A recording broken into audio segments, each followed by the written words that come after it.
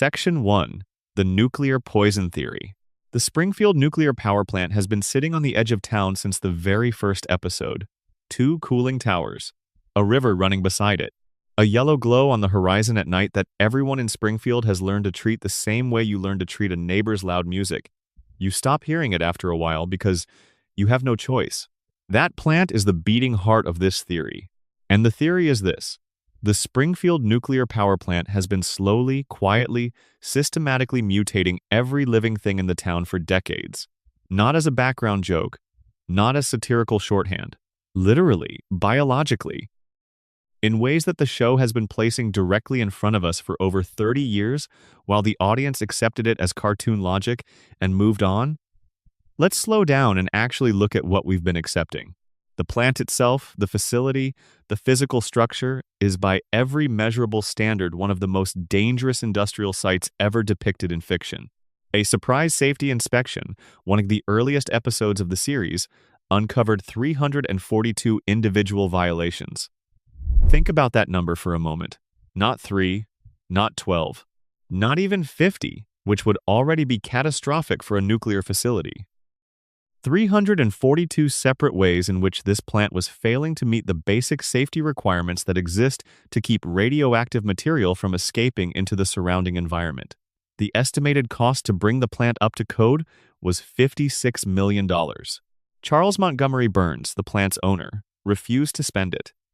He is a billionaire many times over. The money was not a barrier. The decision was a choice, made deliberately, with full awareness of what those violations meant for the people living downwind. And the violations are not paperwork errors. They are not administrative oversights. We are talking about radioactive waste being dumped directly into bodies of water that Springfield's residents use.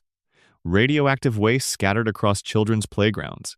Plutonium sitting on someone's desk as a paperweight, actual weapons-grade nuclear material used as an office decoration. Cracked cooling towers held together with chewing gum. Luminous rats moving through the walls of an active reactor facility, their bodies glowing from the inside because they have absorbed so much radiation that they produce their own light. And then the show gives us one more detail and moves on without comment. Human skeletons in the basement. Actual human remains inside a working nuclear power plant. The episode does not explain who those people were, how they died, or why their bones are still there. The safety inspector checks the box and keeps moving. Nobody asks. Nobody investigates. The skeletons sit in the basement of a facility that serves the entire town's electrical needs, and life in Springfield continues as though that is a perfectly ordinary thing to discover. The person standing between that facility and the community it serves is Homer Simpson. The show's own creator has stated that Homer has an IQ of 55. In a later episode, it is revealed that a crayon has been lodged in Homer's brain since childhood, physically obstructing neurological function and reducing his cognitive capacity. This is not a condition that developed gradually. A crayon entered his brain when he was a child and nobody noticed, which raises its own terrifying questions about the competence of Springfield's medical community that we will come back to shortly. Homer sleeps at his workstation. He eats donuts during meltdown warnings. In one canonical episode, he throws a donut into the reactor core because he wants to see if it will grow bigger. That is the man whose job title is Safety Inspector. That is the man whose literal function is to ensure the reactor does not poison an entire town. He has held that position, failing at it daily, for over 3 decades. Now here is where this stops being background atmosphere and starts being a theory with teeth. The first visible mutant in Springfield appears in Season 2. A fish, Blinky, as the town comes to call it, is pulled from a river near the power plant. It has 3 eyes. Not a deformity in the conventional sense, a complete third eye, fully formed, sitting in the center of its forehead, looking out at the world with the same dull awareness as the other 2. Blinky becomes a news story. A gubernatorial candidate uses the fish as evidence that Burns is poisoning Springfield's water supply. Burns is forced onto live television to eat the fish and prove it is harmless. The town watches. The audience watches. And then the episode ends and Springfield moves on. And nobody, not a single resident, not a journalist, not a public health official asks the obvious question. If the fish have 3 eyes, what is the water doing to the people? The question is never asked because the answer is already living in Springfield. The answer has been living in Springfield since before the show began. Look at Homer, not as a cartoon character. Look at him as a physical specimen within the show's universe. Massive overbite. Eyes that bulge outward with a pressure that suggests something is pushing from behind. 4 fingers on each hand, which is true of every Springfield resident and accepted as normal, even though 4 fingers is not a feature of human anatomy. A skull that has a shape you would not encounter in any medical textbook, and a body that has absorbed damage that should have killed him dozens of times. Homer has been shot, electrocuted, he has fallen from cliffs and been struck by vehicles and walked away from explosions. His healing rate is not the healing rate of a human being. His pain tolerance is not the pain tolerance of a human being. His body functions differently than a normal human body would function, in ways that are consistent with the kind of biological alteration you would expect from decades of proximity to leaking radiation. He has also worked directly beside an active reactor core for his entire adult life. Marge Simpson's features follow the same pattern, the same eyes, the same 4 fingers. Hair that grows straight up from her scalp in a rigid tower that she has maintained in precisely the same shape for 36 years without it changing. Marge briefly worked at the plant herself, which means she absorbed direct exposure during her employment. And then she had 3 children, Bart, Lisa, and Maggie, all born after both of their parents had already been living in Springfield's contaminated environment for years. Bart has the spiky hair that maintains its shape without product, standing up from his head in fixed points that do not move or flatten regardless of what happens to him. Lisa has the jagged starburst shape of hair that defies gravity at its edges. Maggie's sprout of hair on an otherwise bald head is identically defiant of the laws of physics that apply to real human hair. All 3 children drink the same water, breathe the same air, live under the shadow of those cracked cooling towers every day of their lives. And every single one of them displays physical characteristics that you will not find in any normal human population. Here is the detail that makes everything else click into place. When people visit Springfield from outside, when celebrities appear, when characters arrive from other cities, they look different. Fundamentally different. Their proportions are closer to actual human anatomy. Their eyes are shaped more like real eyes. Their bodies have a geometry that matches the real world more closely than Springfield's residents do. The standard explanation is that this is the show's art style, that outsiders are drawn with more realistic proportions to signal their otherness, because The Simpsons has always used stylized character design. And this explanation is true at the production level. It is the reason the animators made that choice. But within the logic of the show's own universe, what you are observing is a visible, physical difference between people who live inside Springfield and people who do not. The people in the contamination zone look different from the people outside it. If you showed these images to someone with no knowledge of animation and asked them what accounted for the visual difference, they would not say art style. They would say something happened to the people in the first group that did not happen to the people in the second. The animals follow the same pattern. Santa's little helper, the Simpson family dog, has the same bulging eyes as his owners, the same deviation from normal canine anatomy. He was exposed to the same environment. He lives in the same house, drinks water from the same pipes, breathes the same air that filters in through the same windows that face the same cooling towers. The show is telling you something with all of this. It told you with Blinky. It told you with the 342 violations. It told you with the luminous rats and the glowing waste and the chewing gum in the cooling tower. It has been telling you for 3 decades, episode after episode, with more consistency than almost any other detail in the entire series. The Springfield nuclear power plant is mutating everything around it. And Burns knows. The show makes this explicit across multiple episodes, though it never strings the evidence together and presents it as a confession. Burns funds private medical research. He maintains personal physicians whose function goes well beyond routine care. He undergoes a weekly medical regimen so extreme, so chemically intensive, that it causes his body to emit a visible green glow. This is the detail from the episode known as the Springfield Files, the Season 8 crossover with the X-Files universe, in which Homer encounters what appears to be an alien in the woods near the plant. The FBI is called in. The investigation builds toward a reveal. And the creature Homer saw is not from another planet. It is Mr. Burns, stumbling through the forest in a dazed, euphoric state after his weekly treatment. a regimen so loaded with chemicals and radiation therapy that it leaves him temporarily incandescent, his body producing visible light as a side effect of the medical intervention that keeps him alive. The treatment does not cure anything. It keeps Burns alive for exactly one more week, and then he needs another dose. The margin for error is zero. Miss a treatment, and Burns dies. His body produces visible light because it is saturated with radiation.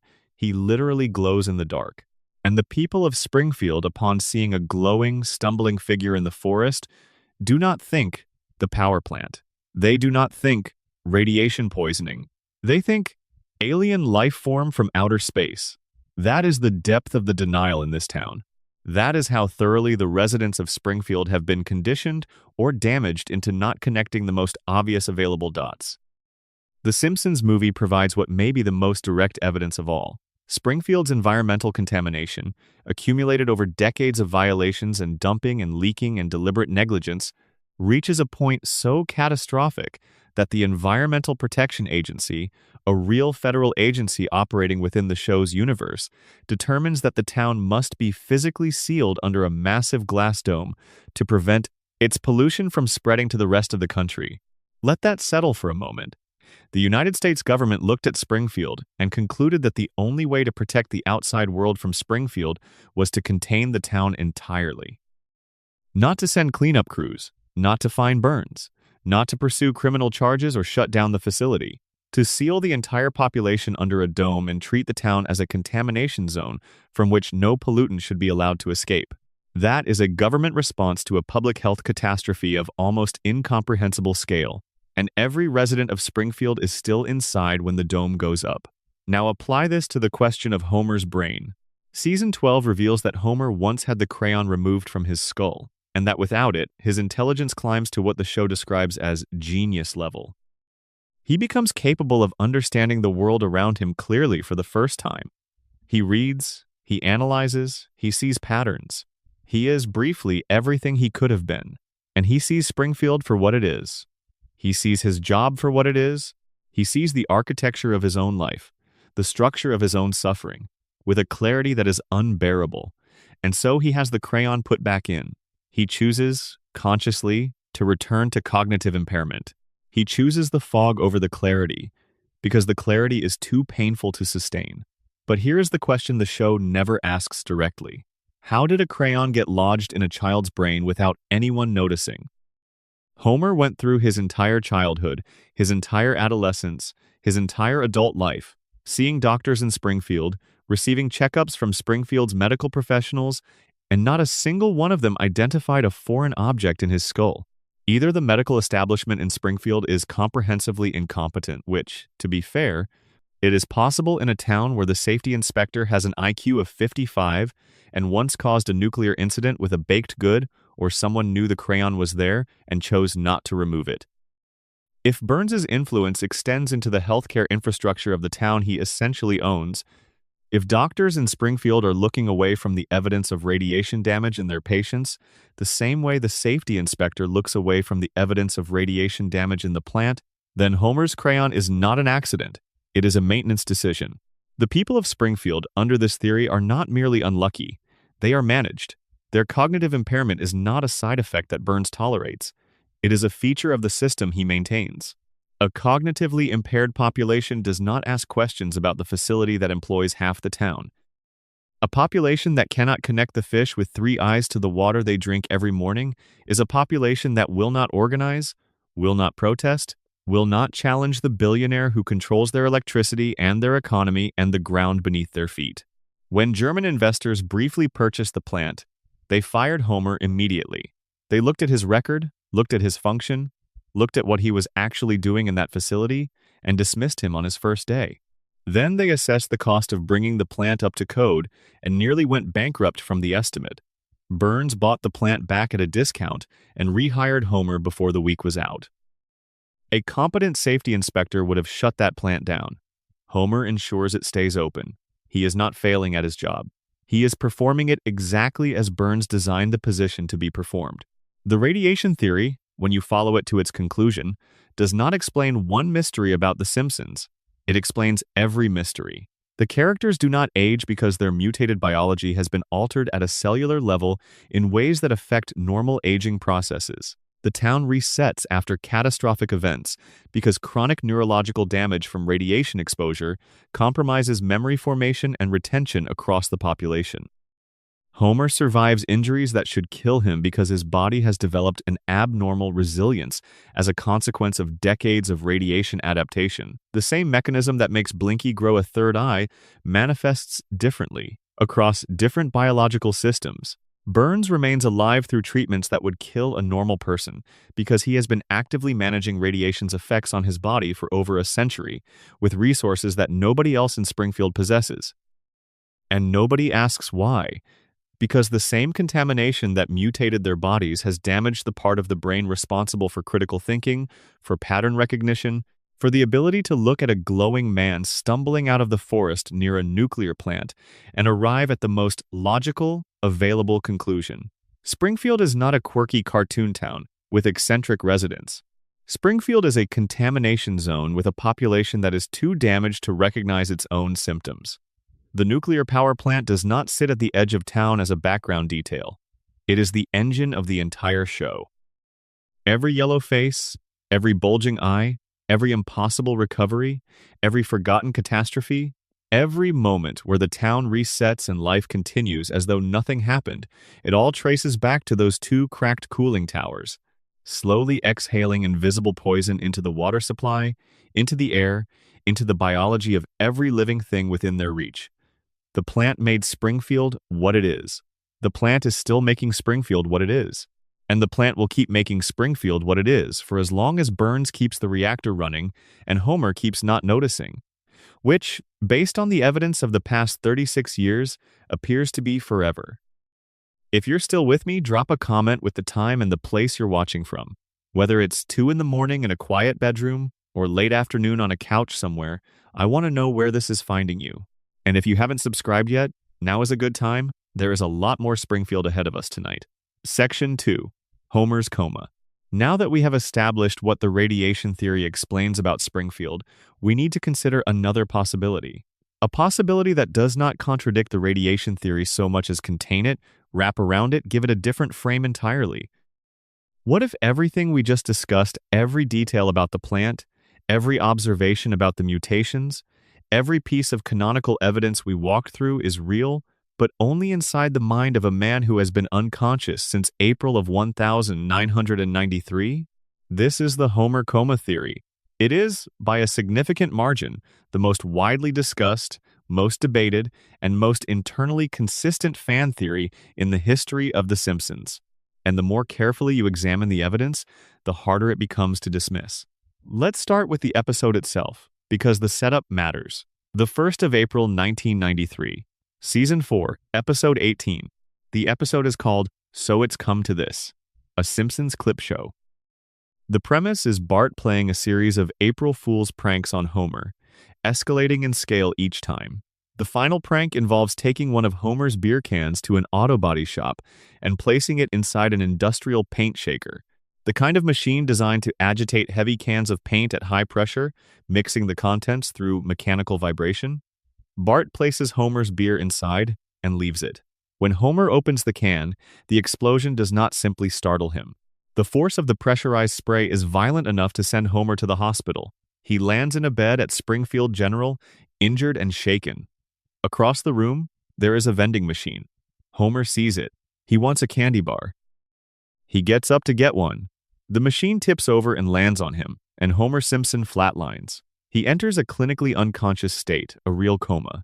Not a dream sequence, not a cutaway, not a fantasy. The show is explicit about this. Homer is in a coma for 7 weeks. The episode ends with Homer waking up. Bart sits at his bedside and tearfully confesses that the prank was his fault. Homer's eyes open. He immediately grabs Bart by the throat in the show's classic strangling gag. The family laughs. Homer laughs. Everything returns to normal, and the credits roll. Except for one piece of information delivered in the episode's final moments. Homer lost 5% of his brain function during the coma. 5%, the show tells us, is gone, permanently, never coming back. And Homer's response to being informed that he has sustained permanent brain damage is to laugh, even though he says in the same breath that he does not understand why he is laughing. The family finds this charming. The episode ends. The Simpsons continues for another 32 years as though nothing significant occurred, unless nothing did occur, unless the ending is not what it appears to be. The coma theory's central claim, originally proposed on Reddit and since elaborated by thousands of fans across dozens of platforms, is this: Homer did not wake up from his coma in April of 1993. The scene at the bedside where Bart confesses and Homer opens his eyes is the beginning of the dream, not the end of the crisis.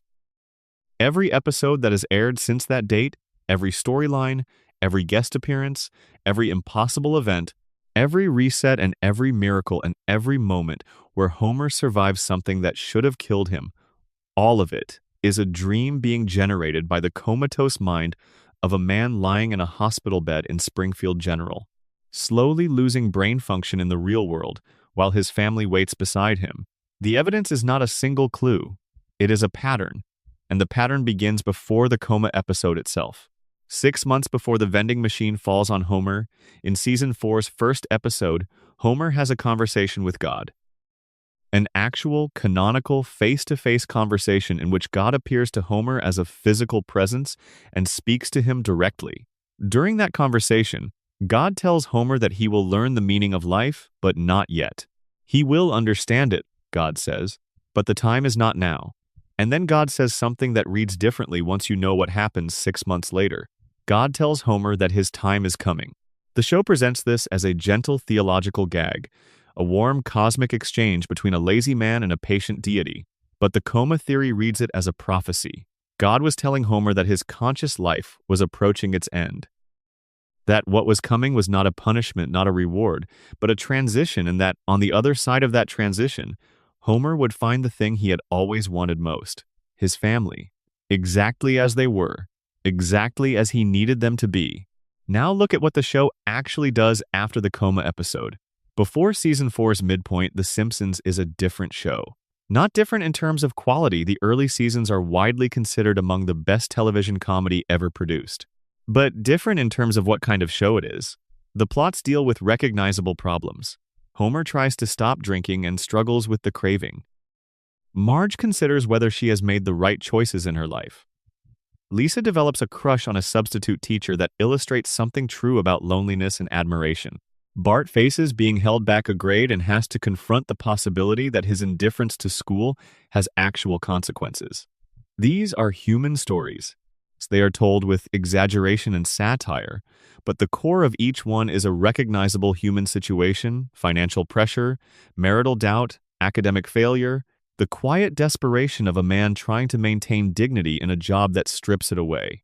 The Simpsons Before the Coma is a show about the way real families really feel. After the coma, something shifts. Not immediately and not all at once, but the shift is progressive and unmistakable. Homer goes to space. He is recruited by a NASA program that needs an ordinary person on their shuttle mission, and he goes to actual outer space and orbits the Earth. Mr. Burns captures the Loch Ness Monster. Homer is inducted into a secret society with roots in Stonehenge-era history. Homer discovers that his mother is alive and has been living as a fugitive radical for 27 years. Homer meets God a second time, and then Homer meets God a third time. Homer befriends a succession of celebrities so extensive that by the middle seasons, almost every episode features a famous person appearing in Springfield for reasons that the show does not feel obligated to fully explain.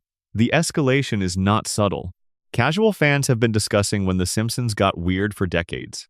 The internet has been dating the show's departure from its original tone since the late 90s, with most assessments placing the shift somewhere in seasons 8 or 9.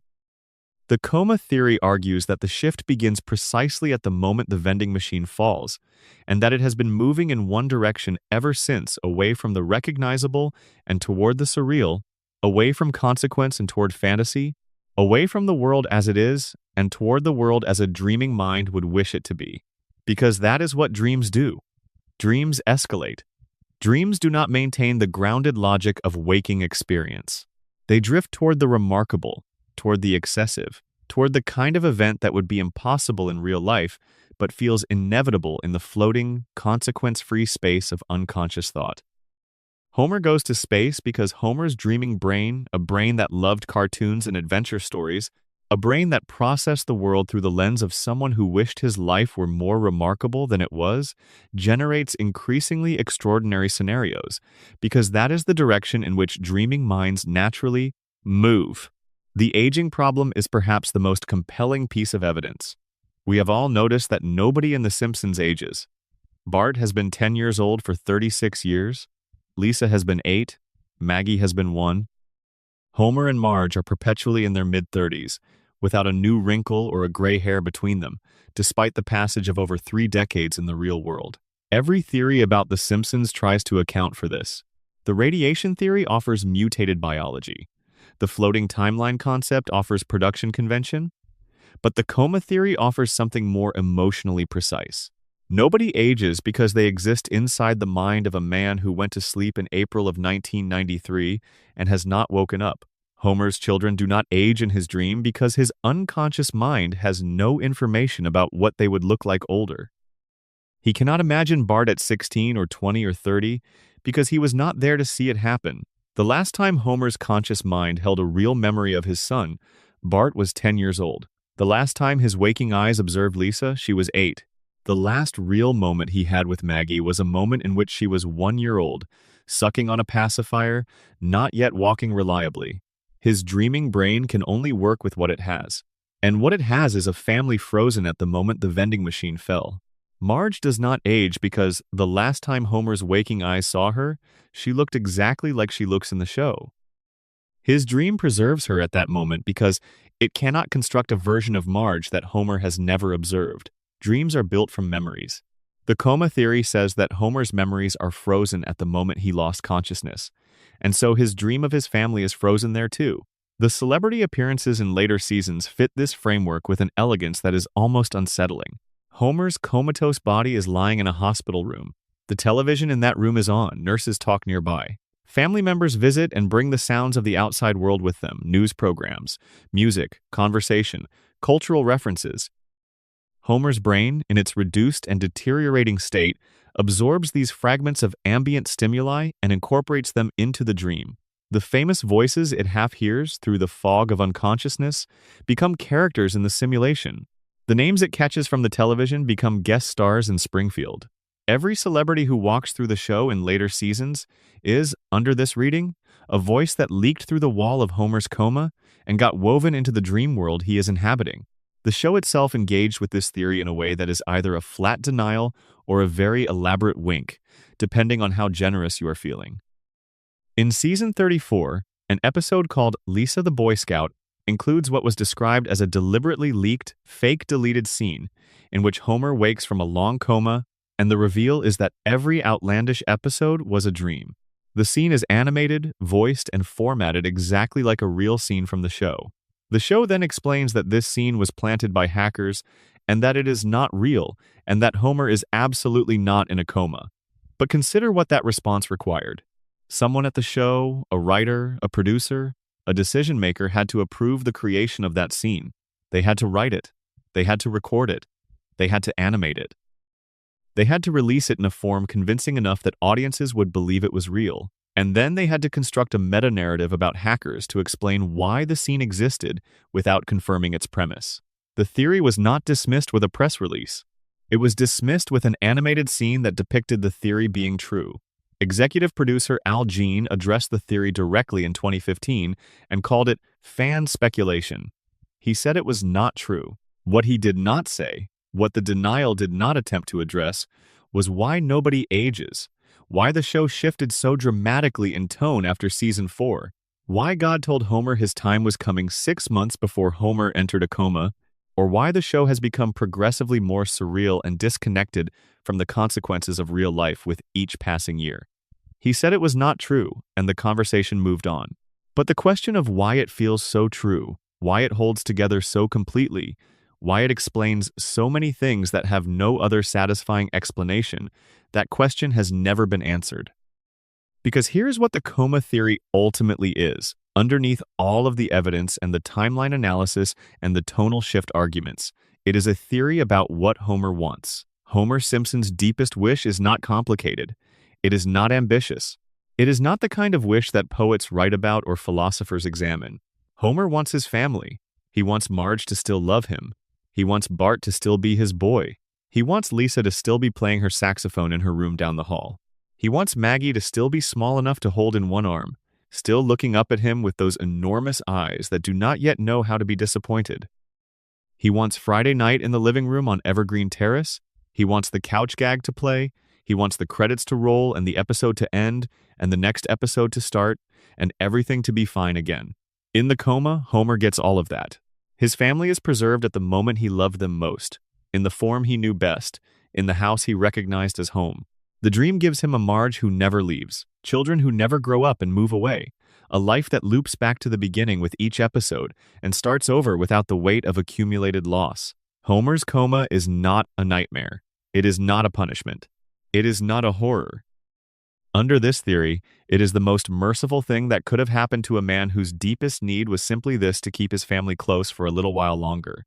And every time an episode ends and the music plays and the freeze frame locks into place, that is Homer's brain doing the only thing a comatose mind knows how to do with the people it loves most: holding on. Section 3. Who really shot Mr. Burns? Before we discuss the answer, we need to talk about the question. Because the question itself, who shot Mr. Burns, is not really a question about a cartoon gunman.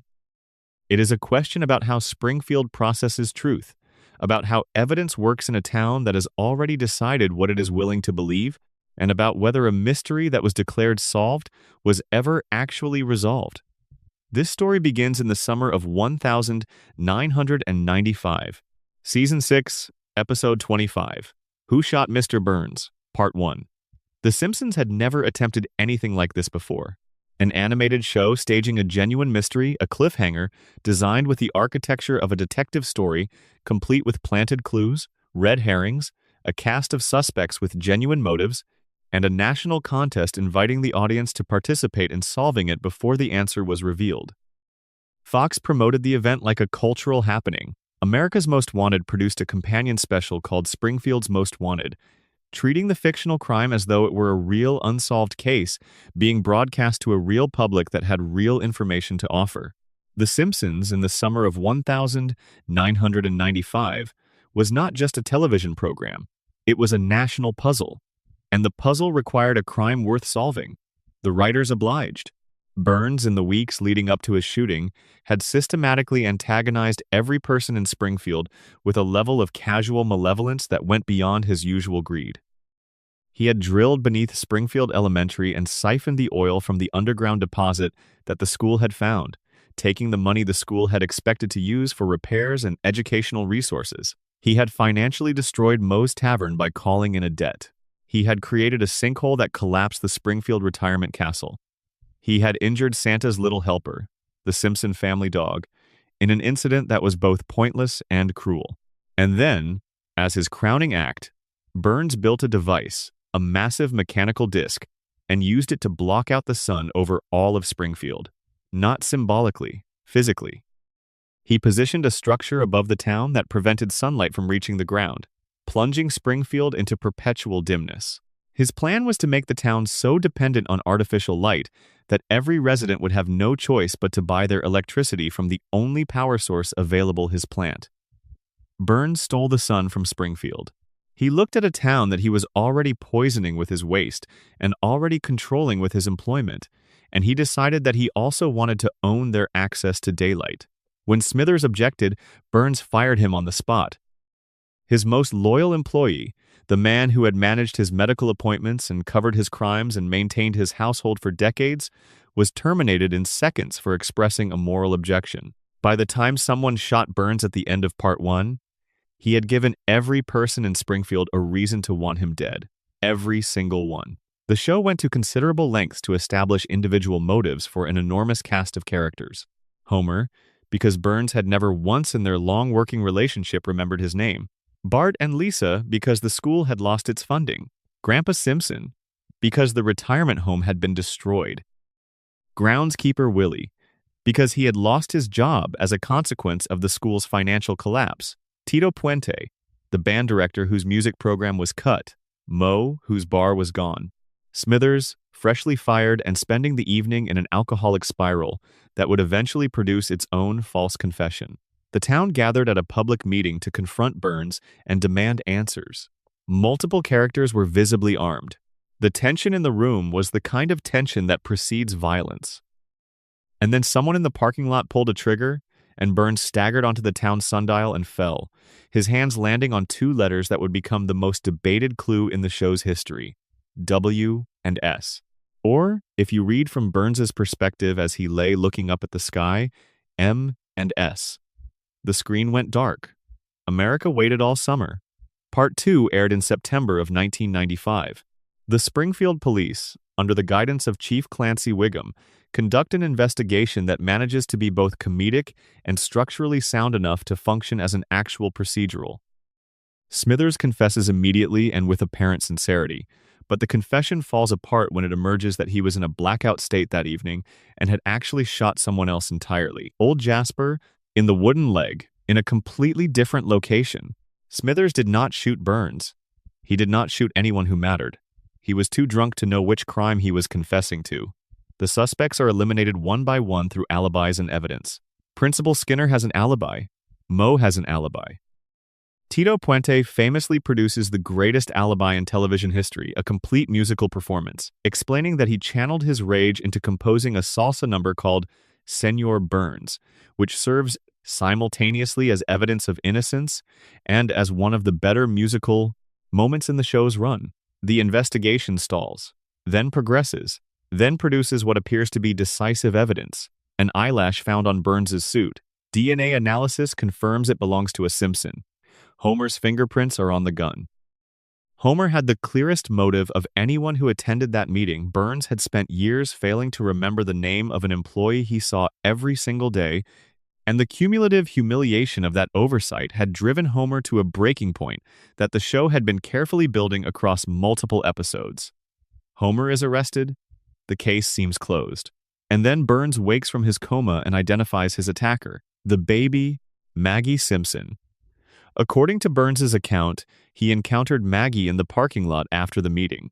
He attempted to take her lollipop, the kind of small, pointless act of cruelty that is entirely consistent with Burns's character. In the struggle, his gun fell from its holster. Maggie picked it up. The gun discharged. Burns was shot with his own weapon by a 1-year-old child who did not understand what she was holding. The case is closed. Maggie did it. Chief Wiggum notes that no jury in the world would convict a baby. The Simpsons moves on. But the case was never really closed. Not in the way the show wants us to believe. Start with the contest. Fox had invited viewers across America to submit their guesses for who shot Burns, promising that the person who got it right would be animated into a future episode of the show. Thousands of entries were submitted. According to the DVD commentary for these episodes, commentary from the people who actually made them, not a single entry from the randomly selected sample pool guessed Maggie Simpson. Nobody won. The prize was awarded randomly from the pool of wrong answers, and since the winner had not correctly identified the shooter, they received a cash payment instead of the animated appearance. The writers note on that same commentary that they were aware of exactly one person who had posted the correct answer online, on a Simpsons newsgroup on the night the first episode aired. But this person was using a college internet account. By the time the contest concluded and the producers tried to locate them, the account no longer existed. They issued an open invitation on the DVD release for this person to come forward. As far as anyone has ever established, they never did. Think about what this means. A mystery designed to be solvable from the clues provided. A national contest built around the premise that the audience could figure it out. And when the answer was revealed, essentially nobody had solved it. Either the clues were not sufficient to lead a reasonable viewer to the correct conclusion, or the red herrings were so effective that they overwhelmed the genuine evidence. Or, and this is the possibility, the contest results quietly suggest the answer did not logically follow from the evidence presented. Now look at the clues themselves, not as they were explained by the show, but as they actually are. Burns falls on the sundial.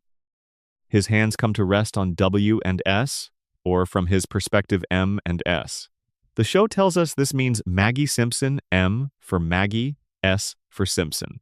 But Burns himself, in his post-coma statement, explicitly acknowledges that his hands pointing to those letters was not deliberate.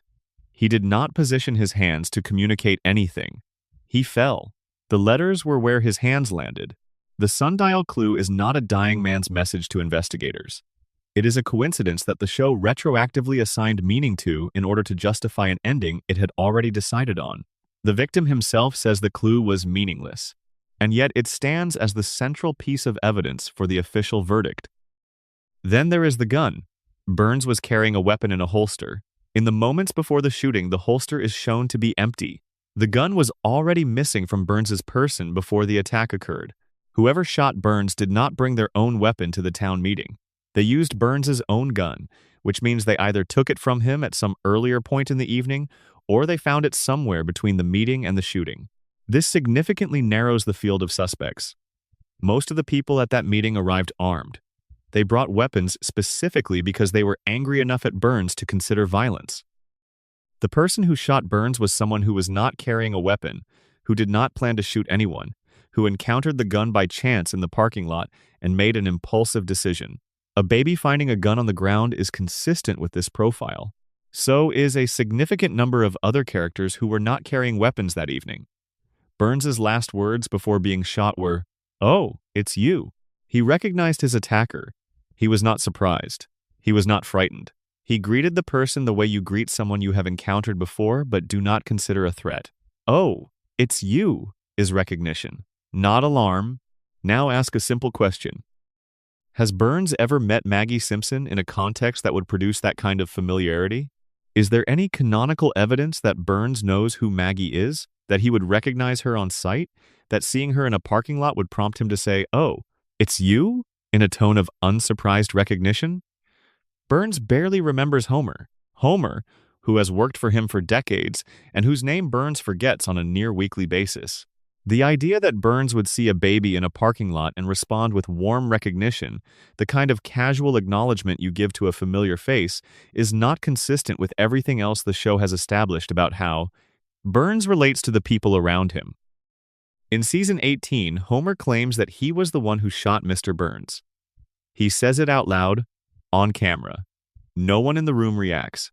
No investigation is reopened. No one calls the police. Homer confesses to the attempted murder of the richest man in Springfield, and the show treats the line as though it were a comment about the weather. Either Homer is lying for attention, which is entirely possible, and which would be consistent with his character, or the original verdict was wrong. If the original verdict was wrong, and if Homer did pull the trigger, then Maggie was not the shooter. She was the explanation. She was the name that got attached to a crime because attaching it to a baby was the cleanest possible solution. As Chief Wiggum himself observes, no jury in the world would convict a baby. Maggie cannot be prosecuted. Maggie cannot be imprisoned. Maggie cannot be questioned in any meaningful way.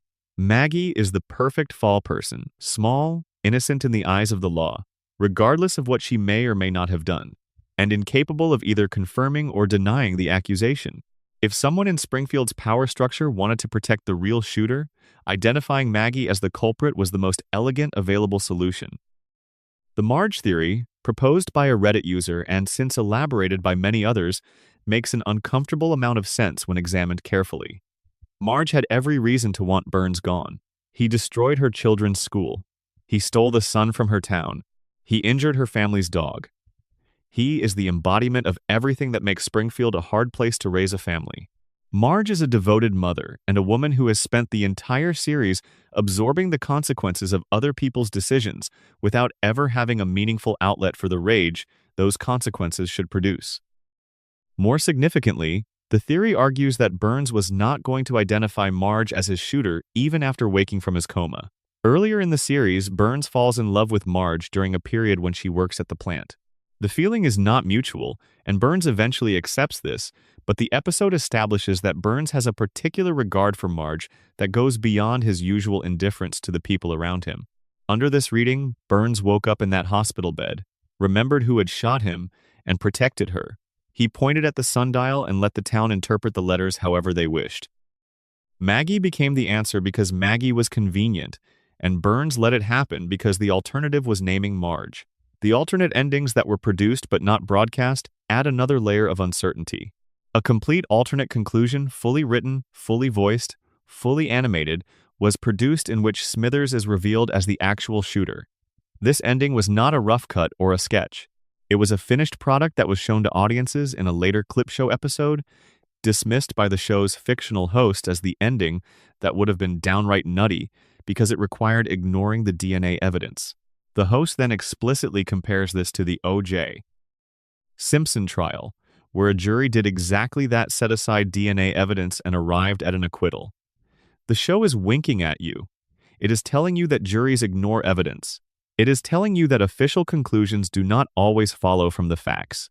It is referencing one of the most high-profile cases in which physical evidence and legal verdict arrived at opposite conclusions, and it is doing so in the context of explaining why its own official conclusion should be trusted. Early drafts of the script also considered Barney Gumble as the shooter. The writers cycled through multiple candidates, considering and discarding each one before landing on Maggie. The answer was not determined by the clues. The clues were adjusted to accommodate whatever answer the writers ultimately chose. The mystery was engineered in reverse. And through all of this, the final image of the two-part episode sits and waits. Everyone has left the hospital room. Maggie is alone. She checks her surroundings, looking deliberately to confirm that no one is watching. And then she moves her pacifier in a motion that precisely mimics the act of firing a gun.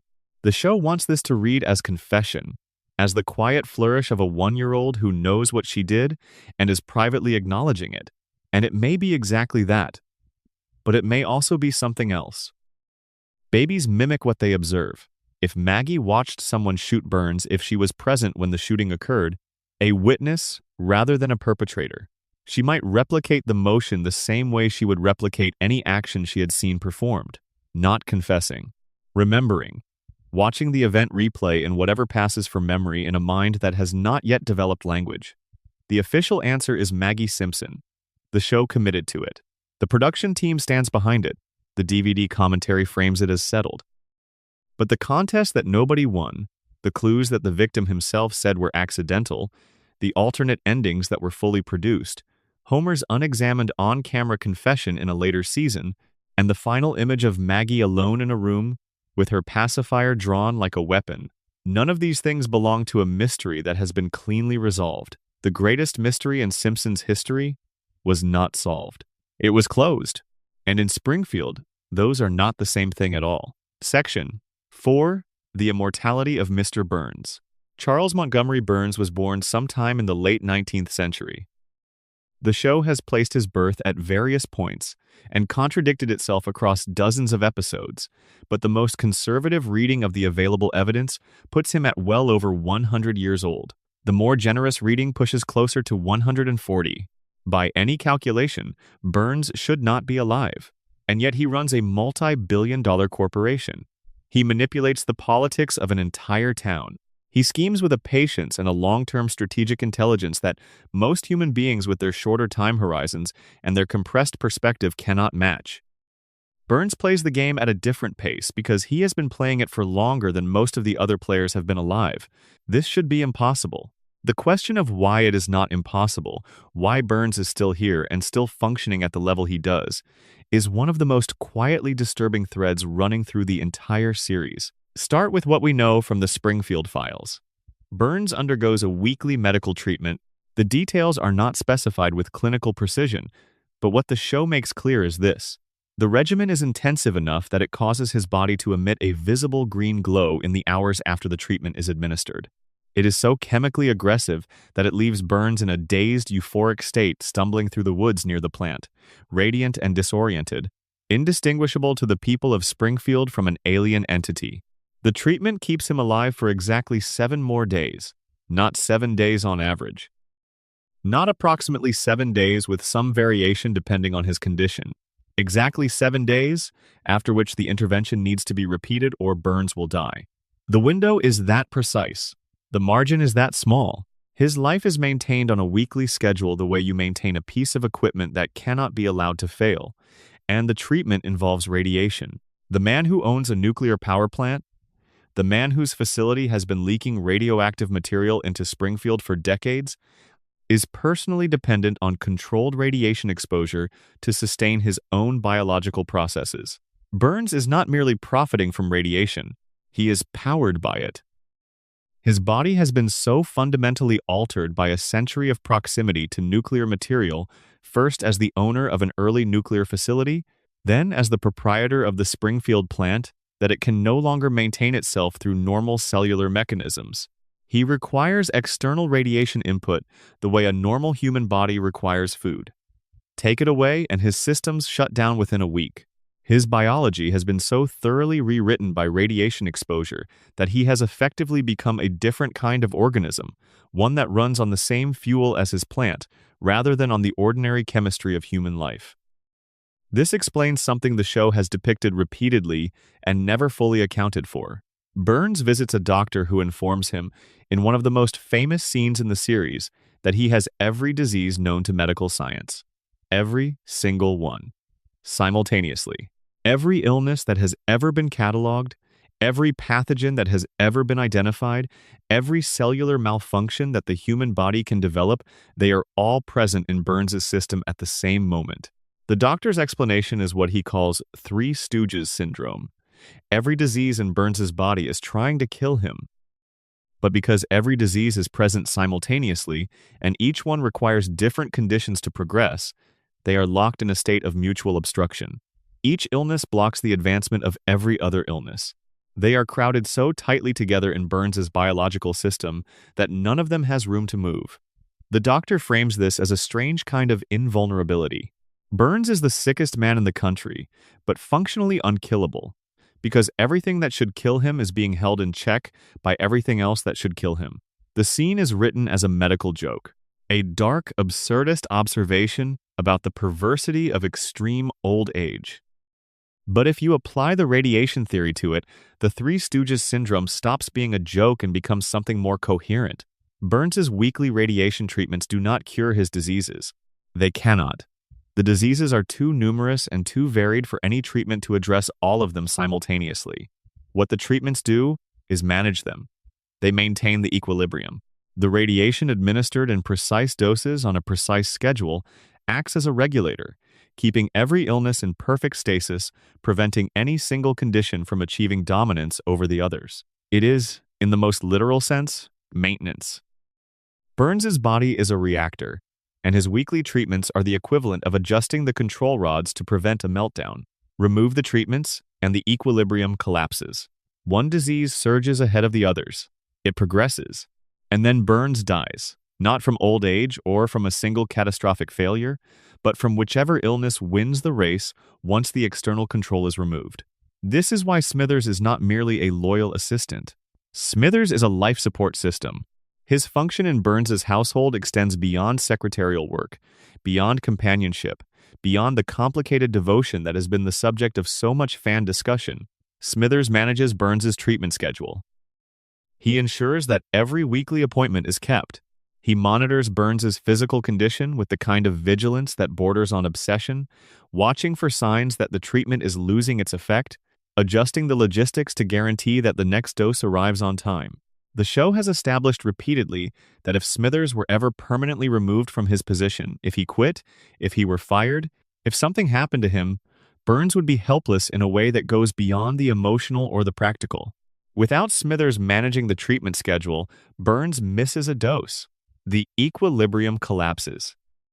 Every illness in his body surges forward simultaneously, and they kill him so quickly and so thoroughly that no intervention could arrive in time. Smithers is not devoted to Burns because he has a complicated love. He is devoted to Burns because he understands, perhaps better than anyone else alive, that his absence is a death sentence. That knowledge is the foundation beneath every other dynamic in their relationship. Smithers stays because leaving means Burns dies. And Smithers, whatever his other feelings, is not willing to be the cause of that. The historical references Burns makes across the series add another dimension to the immortality question. Burns has personal memories of events that occurred before most of the 20th century was underway. He attended Yale at a time when Yale looked nothing like it does now.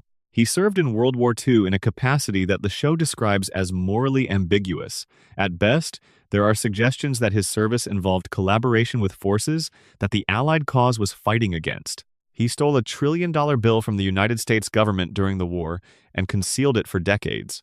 He has described relationships with figures from the Gilded Age not as historical anecdote, but as personal recollection, the way you describe someone you actually knew rather than someone you read about. His family, the Burns dynasty, extends back further still.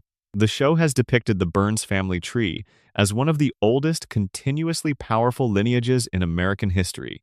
Not merely wealthy, structurally powerful, the kind of power that precedes formal institutions and outlasts them. The kind of power that builds infrastructure and then collects payment from everyone who uses it. Burns did not create his empire from scratch. He inherited one that was already old when he took control, and he has been extending it through a combination of ruthlessness and, apparently, extraordinary longevity. The question the show has never addressed is whether Burns's ability to extend his life through technological means is unique to him, or whether it is a feature of the Burns family that predates the nuclear era. If his ancestors in the 19th century were already exploring means of prolonging their control, already investigating the edges of what medicine and chemistry could do for a man determined to remain in power indefinitely, then the radiation treatments Burns uses now may be the modern iteration of a much older tradition. The specific technology changes. The underlying objective, keep the patriarch alive, keep the dynasty intact, remains constant across generations. Burns's relationship with death itself is a recurring motif throughout the series. He has come closer to dying than almost any other character. He has been shot. He has been hospitalized dozens of times for conditions that would be catastrophic for an ordinary person.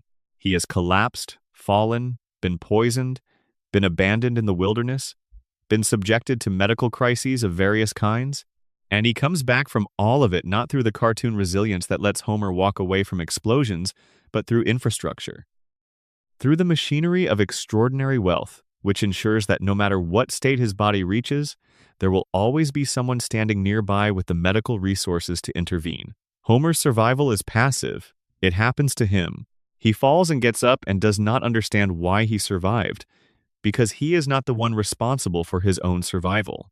Burns's survival is engineered. It is the product of a century of deliberate planning, of institutions built and corrupted and maintained specifically to ensure that the man at the center of them keeps functioning. Every doctor retained, every politician purchased, every research program funded, every treatment protocol developed. It all serves one organizing purpose: keep Burns running. And here is the aspect of all of this that is perhaps the most disturbing when you sit with it long enough. Springfield needs Burns to be alive. The town's economy is built on the plant. The plant runs on Burns's authority and Burns's wealth.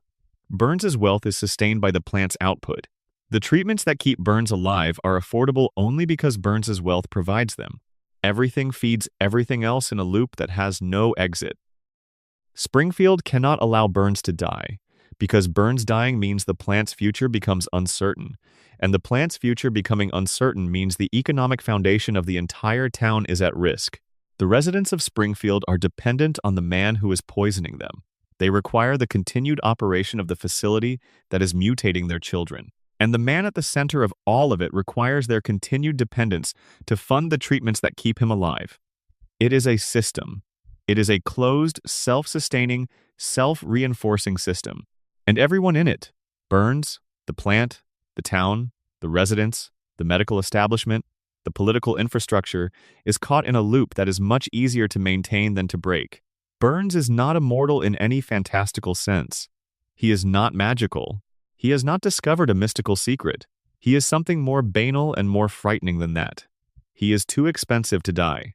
The system he built to keep himself alive has made his survival into an economic necessity for the people around him. Springfield will keep paying the bill in health, in cognitive function, in the slow accumulation of radiation damage that the population absorbs, without ever understanding its source for as long as Burns keeps the lights on, which, if his treatment schedule holds, is forever. And based on 36 years of evidence, the schedule is holding. Section 5. The principle and the pauper Springfield's architecture of denial. There is an episode of The Simpsons that fans have been calling one of the worst things the show ever produced since the moment it aired. Season 9, Episode 2, The Principal and the Pauper, the 28th of September, 1997. It received almost universally negative critical reception. It permanently damaged the standing of one of the show's most beloved supporting characters, and it has been cited for nearly 3 decades as the moment The Simpsons lost its commitment to its own continuity. Harry Shearer, the voice actor who plays Principal Skinner, went on record to express his displeasure with the storyline. Critics called it a betrayal of everything the show had built. Fans called it the point at which the writers stopped caring. The argument being made here tonight is different. The argument being made here is that The Principal and the Pauper is the most important episode The Simpsons ever produced, and that the fans who hated it most were the ones who came closest to understanding why. Here is what happens in the episode. Springfield Elementary holds a celebration honoring Principal Seymour Skinner's 20 years of service. During the ceremony, a stranger walks in, a man no one in the school has ever seen. He introduces himself as Sergeant Seymour Skinner. He explains, a decorated Vietnam War veteran who was believed dead after being captured as a prisoner of war in Southeast Asia. He survived his captivity, he escaped, he made his way home. And what he found when he got there was that someone else had been living his life. The man Springfield has known as Seymour Skinner for 2 decades is not Seymour Skinner. His real name is Armin Tamzarian. Before he was drafted into the military, Tamzarian was a petty criminal from the wrong side of a city that did not care whether he lived or died. He had no family, no future, no particular direction. He was drafted, sent to Vietnam, and placed in the same unit as the real Seymour Skinner. When Skinner was captured and presumed dead, Tamzarian felt responsible. He traveled to Springfield to deliver the news to Skinner's mother, Agnes. But when he arrived, Agnes assumed he was her son. She needed him to be her son. And Tamzarian, a man who had never in his life had a home or a family or a name worth keeping, let her believe it. He became Seymour Skinner. He took the man's name, his rank, his relationship with his mother, his career, his entire identity, and he lived inside that borrowed life for 20 years without anyone in Springfield noticing the difference. Until the real Skinner walked through the gym door. Now watch what Springfield does with this information. The town holds a meeting. Both men are present. The truth is fully exposed and documented. Every adult in Springfield who attends that meeting learns that their principal, the man running their children's school, participating in their civic events, arguing with Bart Simpson in the hallways of their elementary school for 2 decades, is not who he has claimed to be. His identity is stolen. His entire history in Springfield is built on a fabrication and Springfield votes. Not on what to do about Tamzarian's fraud. Not on how to support the real Skinner in reclaiming his identity. Not on what justice looks like in a situation where one man has been living another man's life for 20 years. Springfield votes on whether to acknowledge the truth at all. And the verdict comes back unanimous. They choose the lie. Judge Snyder issues a legal decree. Armin Tamzarian is, by order of the court, to be considered the real Seymour Skinner, henceforth and forever. The actual Seymour Skinner, the war veteran, the prisoner of war, the man whose identity was stolen, and whose life in Springfield never happened because someone else was living, it is tied to a train car and physically expelled from the town. And the judge makes it explicitly illegal, under penalty of torture, for anyone to ever mention what actually happened. The real Seymour Skinner is not merely unwelcome. His existence is criminalized. The truth he represents is punishable. Springfield has voted, with full knowledge and full awareness of the facts, to exile the truth and protect the lie. Fans hated this episode because they felt it destroyed Skinner's character. Everything they knew about him, his military service, his complicated relationship with his mother, his dynamic with Bart, his position in the community was revealed to be false. The episode seemed to pull the rug out from under a character who had accumulated 20 seasons of backstory, replacing genuine complexity with an arbitrary retcon. But here's the question that the negative response has consistently missed. What if the episode did not destroy Skinner's character? What if it revealed something about Springfield's character instead? What if the thing that shocked the audience was not the revelation that Tamzarian was an imposter, but the revelation of how Springfield responds when it learns that someone it trusted was lying all along? Because Springfield has always done this. The episode is not introducing a new behavior, it is showing you the mechanism of an old one. Every time Springfield experiences something that should permanently alter its reality, a catastrophe, a revelation, a scandal, a crisis, the show resets by the next episode. Life returns to normal. Nobody references the previous disaster. The slate is clean. This has been true from the very earliest seasons. The town burns down and is rebuilt. A nuclear incident is narrowly averted and forgotten. The sun is blocked out and the dome goes up over the movie, and by the time the next episode begins, Springfield is intact and untroubled. Audiences accept this because it is the standard convention of episodic television. Shows reset. Characters forget. That is how the format works. And for most shows, that explanation is entirely sufficient. But The Principal and the Pauper offers a different explanation. It suggests that Springfield does not reset because of episodic convention. It resets because the town actively, deliberately, collectively chooses to reset. Because the residents of Springfield have an unspoken social contract that says, we will not acknowledge what happened. We will maintain the agreed-upon version of events. We will treat the lie as fact and the fact as a crime.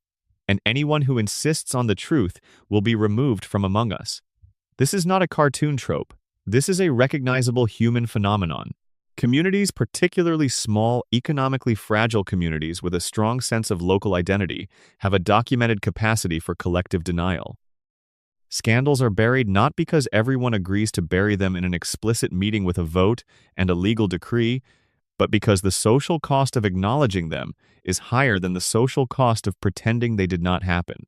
Uncomfortable truths get softened and qualified until they become the official version, and the official version becomes the only version, and anyone who still insists on the original truth starts to look like the problem. Springfield has been doing this for 36 years. The Principal and the Pauper is the one episode in which the mechanism is made fully visible. The vote is explicit. The decree is written down. The exile is physical.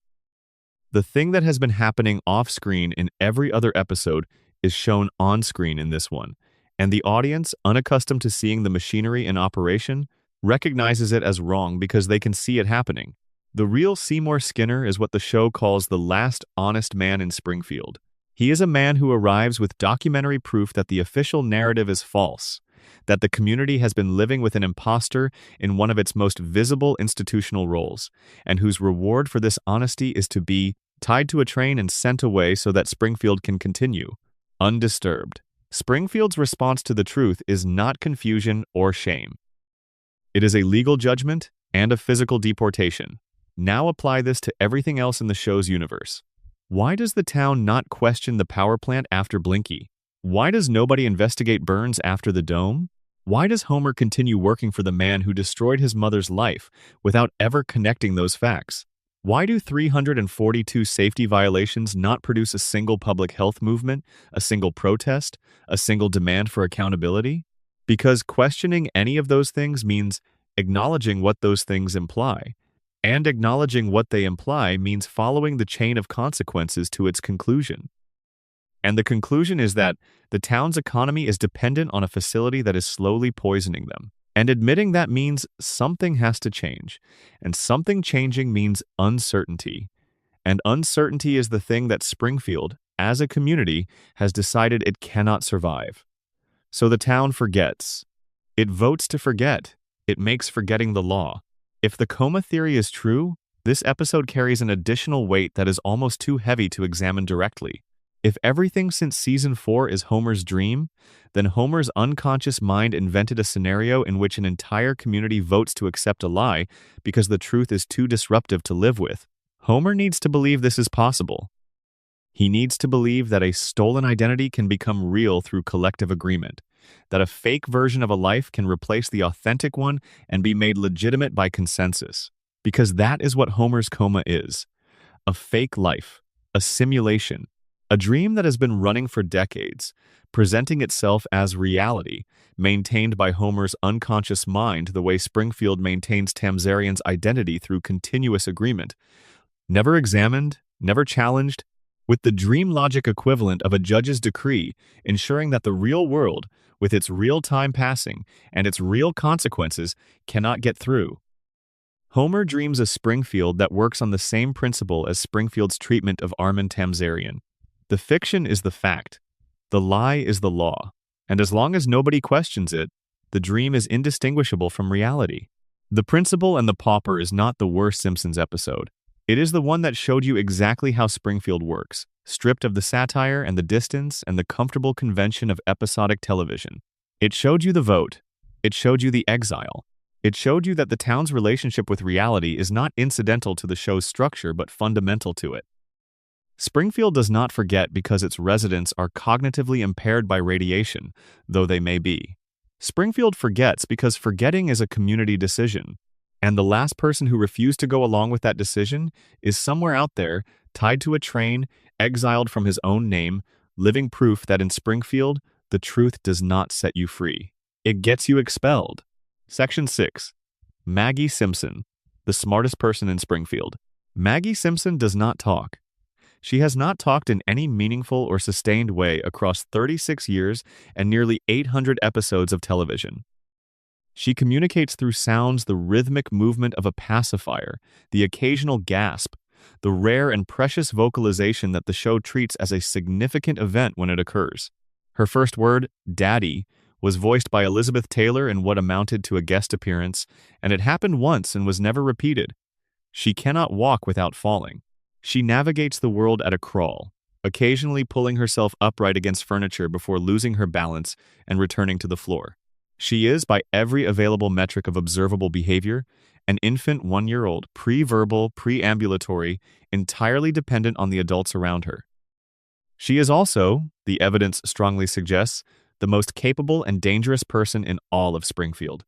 Begin with the act for which she is most widely known, the shooting of Mr. Burns. We have already examined the mechanics and the alternatives in the previous section, but regardless of whether Maggie actually pulled the trigger, the aftermath is worth examining carefully because what follows the identification of Maggie as the shooter is a sequence that reveals something about how Maggie functions. After Burns wakes from his coma and delivers his account, the investigation concludes. The police determine that Maggie is the shooter. Chief Wiggum notes that no jury would convict a baby, and the matter is dropped. The family goes home. The episode continues. And in its final moments, after everyone else has left the hospital room, Maggie is alone. She looks around the room, deliberately, with the careful attention of someone checking their surroundings before acting. She turns her head and scans the space, confirming that she is unobserved. And then, certain that no one is watching, she moves her pacifier in a motion that precisely mimics pulling a trigger. The show presents this as a confession, a baby acknowledging to herself, in private, that she knows what she did, that she is aware of the act and its significance, and that the awareness is something she chooses to express only when she is certain no one is watching. Think about what that sequence of actions requires. Checking the room for observers, confirming their absence, then performing a gesture that reenacts a violent act in private. This is not the behavior of an infant acting on instinct or replicating motion without comprehension. This is the behavior of someone who understands that a certain action, performed publicly, would have consequences, and who has made the calculation that performing it privately is safe while performing it publicly is not. That is situational awareness. That is causal reasoning. That is impulse control. And none of those cognitive functions should be present in a 1-year-old human brain. The Longest Daycare, the 2012 theatrical short film that preceded Ice Age, Continental Drift in cinemas, and was nominated for an Academy Award, gives us the most extended and detailed examination of Maggie's intelligence available in the show's canon. The premise is simple. Maggie is dropped off at the Ayn Rand School for Tots, a daycare facility administered with a cold institutional efficiency. Inside the facility, Maggie encounters a caterpillar in the early stages of metamorphosis, small, vulnerable, about to become something extraordinary. Another baby, a persistent antagonist named Gerald, who has appeared as Maggie's rival since the earliest seasons, wants to destroy the caterpillar. Maggie wants to protect it. What follows over 7 minutes of wordless animated storytelling is a sequence in which Maggie demonstrates problem-solving abilities that would be remarkable in an adult. She reads the environment, identifies the threat, identifies the constraints, identifies the resources available to her. She develops a strategy. She executes that strategy with timing and spatial awareness that require her to predict not just the immediate outcome of her actions, but the downstream consequences of those actions on other actors in the environment. She adjusts when the strategy encounters obstacles. She improvises when circumstances change. All of this while physically constrained to the motor function of a 1-year-old. She falls. She crawls when she would prefer to run. Her body consistently fails to keep pace with her decisions. But every decision is correct. Every adaptation is the right one.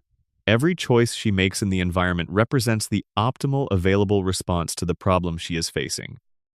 Maggie succeeds not because she is lucky or because the story requires her to win. She succeeds because her intelligence compensates completely for every physical limitation her developmental stage imposes. Her mind is operating on a timeline that her body has not yet reached. The show has also directly tested Maggie's intelligence on multiple occasions, producing results that range from remarkable to unmeasurable. These moments are typically treated as quick comedy beats, a glimpse of something extraordinary followed immediately by the show moving on to the next scene. The pattern is consistent. Maggie demonstrates cognitive ability far beyond what any infant should possess.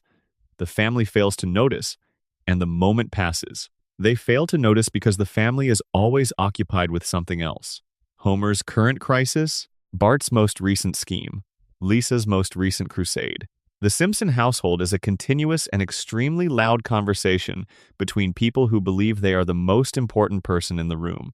Maggie sits in the middle of all of it, silent and observant, and the family has learned to mistake her silence for passivity. This is the thing that the theory asks you to examine most carefully. Not Maggie's intelligence, which is well documented in the canon, but the relationship between Maggie's intelligence and Maggie's silence. Look at what happens to the most visibly intelligent member of the Simpson family. Lisa is a genius. She is one of the most intelligent children depicted in the history of American television. She reads at a level far beyond her grade. She plays saxophone with real skill. She engages with ideas political, philosophical, scientific, ethical, with a seriousness that most adults around her lack.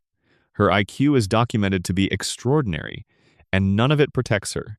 It does not earn her respect from her family. It does not earn her friendship from her classmates.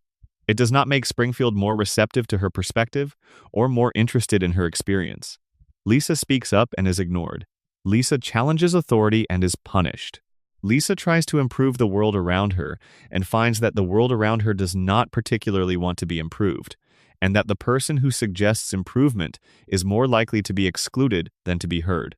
Lisa's intelligence is not armor. In Springfield, it is a target. Maggie has been watching this happen since the day she was born. She has been observing the most intelligent person in the household interact with the world around her, and she has been drawing conclusions from those observations. Maggie has watched Lisa fight every day for recognition and receive frustration and isolation in return. She has watched the smartest person in the family be consistently overlooked, undervalued, and exhausted by the effort of existing in a community that does not value what she offers. And Maggie, apparently, drew the opposite conclusion from the lesson Lisa teaches. Visibility is liability. If Springfield knows what you can do, Springfield will use it against you or ignore it or punish you for it. If no one knows what you can do, no one can control it. If you appear to be exactly what everyone expects you to be, passive, helpless, pre-verbal, entirely dependent, then the people around you will not monitor you closely, will not question your behavior, will not notice when you act. Maggie's silence under this reading is not developmental, it is strategic. She has access to language. The first word scene with Elizabeth Taylor confirms this.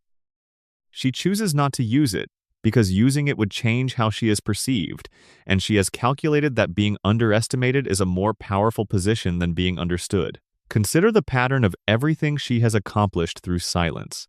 She shot Burns whether or not she pulled the trigger. She was in that parking lot and no one considered her a threat. She organized a daycare rebellion against a tyrannical caretaker, and it succeeded precisely because adults do not believe babies are capable of collective action.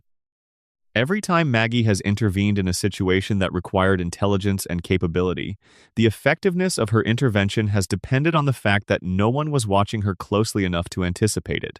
She has built invisibility into her operating method. and she has maintained it for 36 years in a household that contains Homer Simpson, who is not attentive, and Marge Simpson, who is attentive but focused on the people who make themselves loudest, and Lisa Simpson, whose own preoccupations consume most of her awareness. The radiation theory intersects with Maggie's story in a way that gives the whole thing an additional dimension. If Springfield's environmental contamination affects different residents differently, if the radiation that diminishes Homer's intelligence has a different effect in a different biological system, then Maggie and Homer might represent two extremes of the same exposure. Homer's mutation manifested as cognitive reduction. Maggie's mutation manifested as cognitive amplification. Same cause, same family, same contaminated environment, opposite outcomes across two different neurological systems. If the coma theory applies, Maggie's genius takes on a different and more emotionally precise meaning. Homer cannot see Maggie grow up. He cannot watch her develop from infancy into childhood into the person she is going to become. The real-world version of that experience was interrupted before it could begin. What his dreaming mind gives him instead is a baby who is already extraordinary, already intelligent beyond measurement, already capable beyond her physical development, already proof that even at 1 year old she is going to be fine in whatever world she eventually navigates. Homer cannot give Maggie a future in his dream. He can only give her the present. So he makes the present extraordinary enough that the future does not need to be imagined. He makes her capable of anything in the space of a single year, because that is the only year his unconscious mind can reach. But if Springfield is real, if this is all happening outside any dream, in whatever passes for reality in this town, then Maggie is waiting. She is observing and planning and waiting with the patience of someone who has correctly identified that the timing of her next move matters enormously. She has watched Homer stumble through 36 years without ever learning from his mistakes. She has watched Lisa fight the same battles over and over without ever gaining meaningful ground.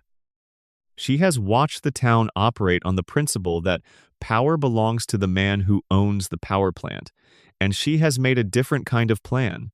She shot a billionaire at 1 year old. She organized a daycare revolution. She has saved her family from multiple potentially fatal situations, operating below any radar, beneath any suspicion, from a position so overlooked that her actions are barely recorded. She is 1 year old, and she has already done more than almost anyone else in Springfield.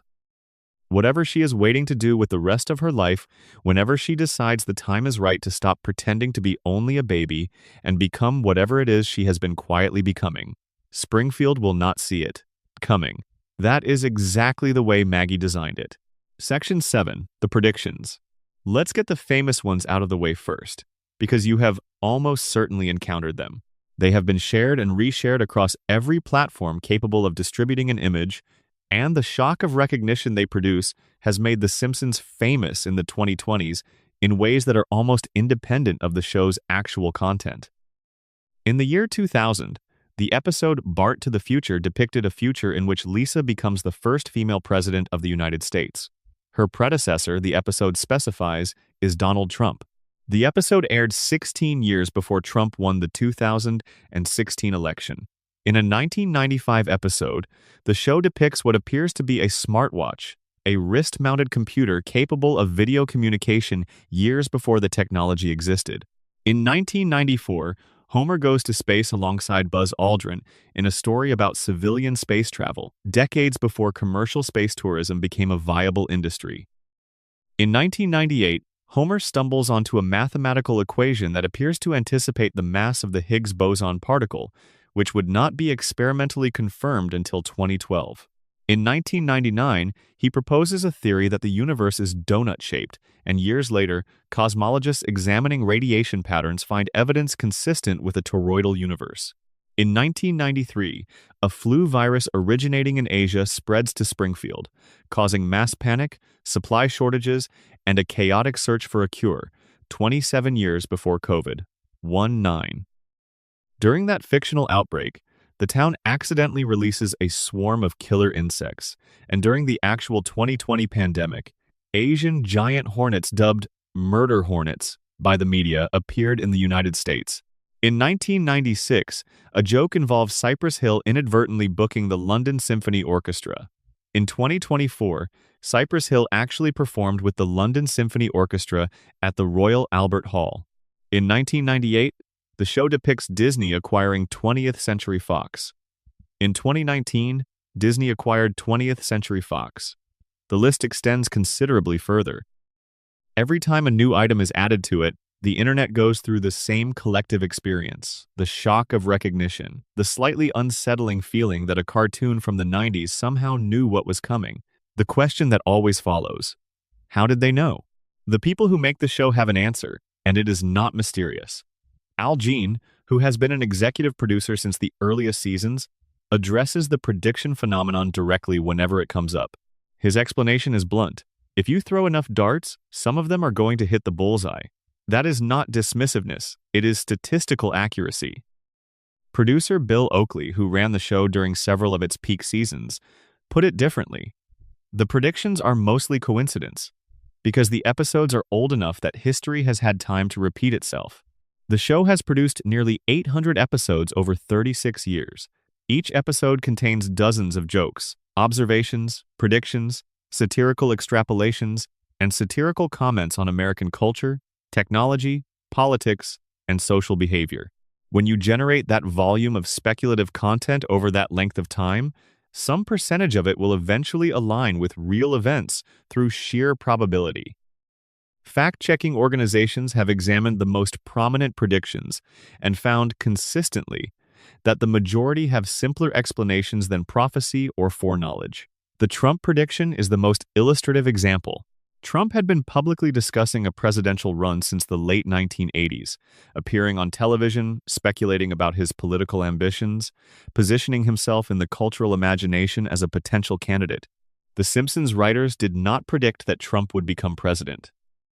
They observed that he was already positioning himself as a candidate and wrote a joke about the most absurd available extension of that trend, a celebrity whose entire identity was about visible wealth and self-promotion, becoming the face of American political power. The joke was accurate not because the writers saw the future, but because they were paying closer attention to the present than most of the commentators who covered Trump's 2016 campaign as a surprising development. The Disney-Fox prediction follows the same logic. Media consolidation was not a new trend when the episode aired. The direction of the entertainment industry toward larger companies absorbing smaller ones, toward the concentration of intellectual property in the hands of fewer entities, was already clearly established.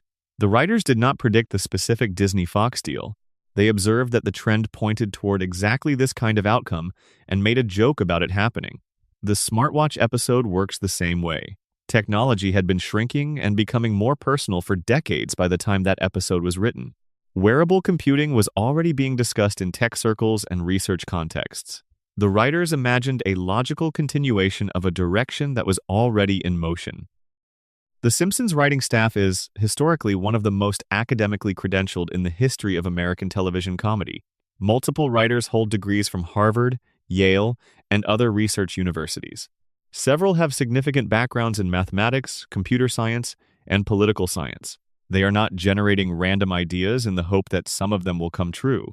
They are applying sophisticated analytical intelligence to observable trends and extrapolating them to logical, if absurd, conclusions. They are reading the present more carefully than most people do and then pushing it forward. And then there is the confirmation bias problem, which is perhaps the most important factor in the entire phenomenon. The Simpsons has made thousands of predictions, extrapolations, and satirical observations that did not come true.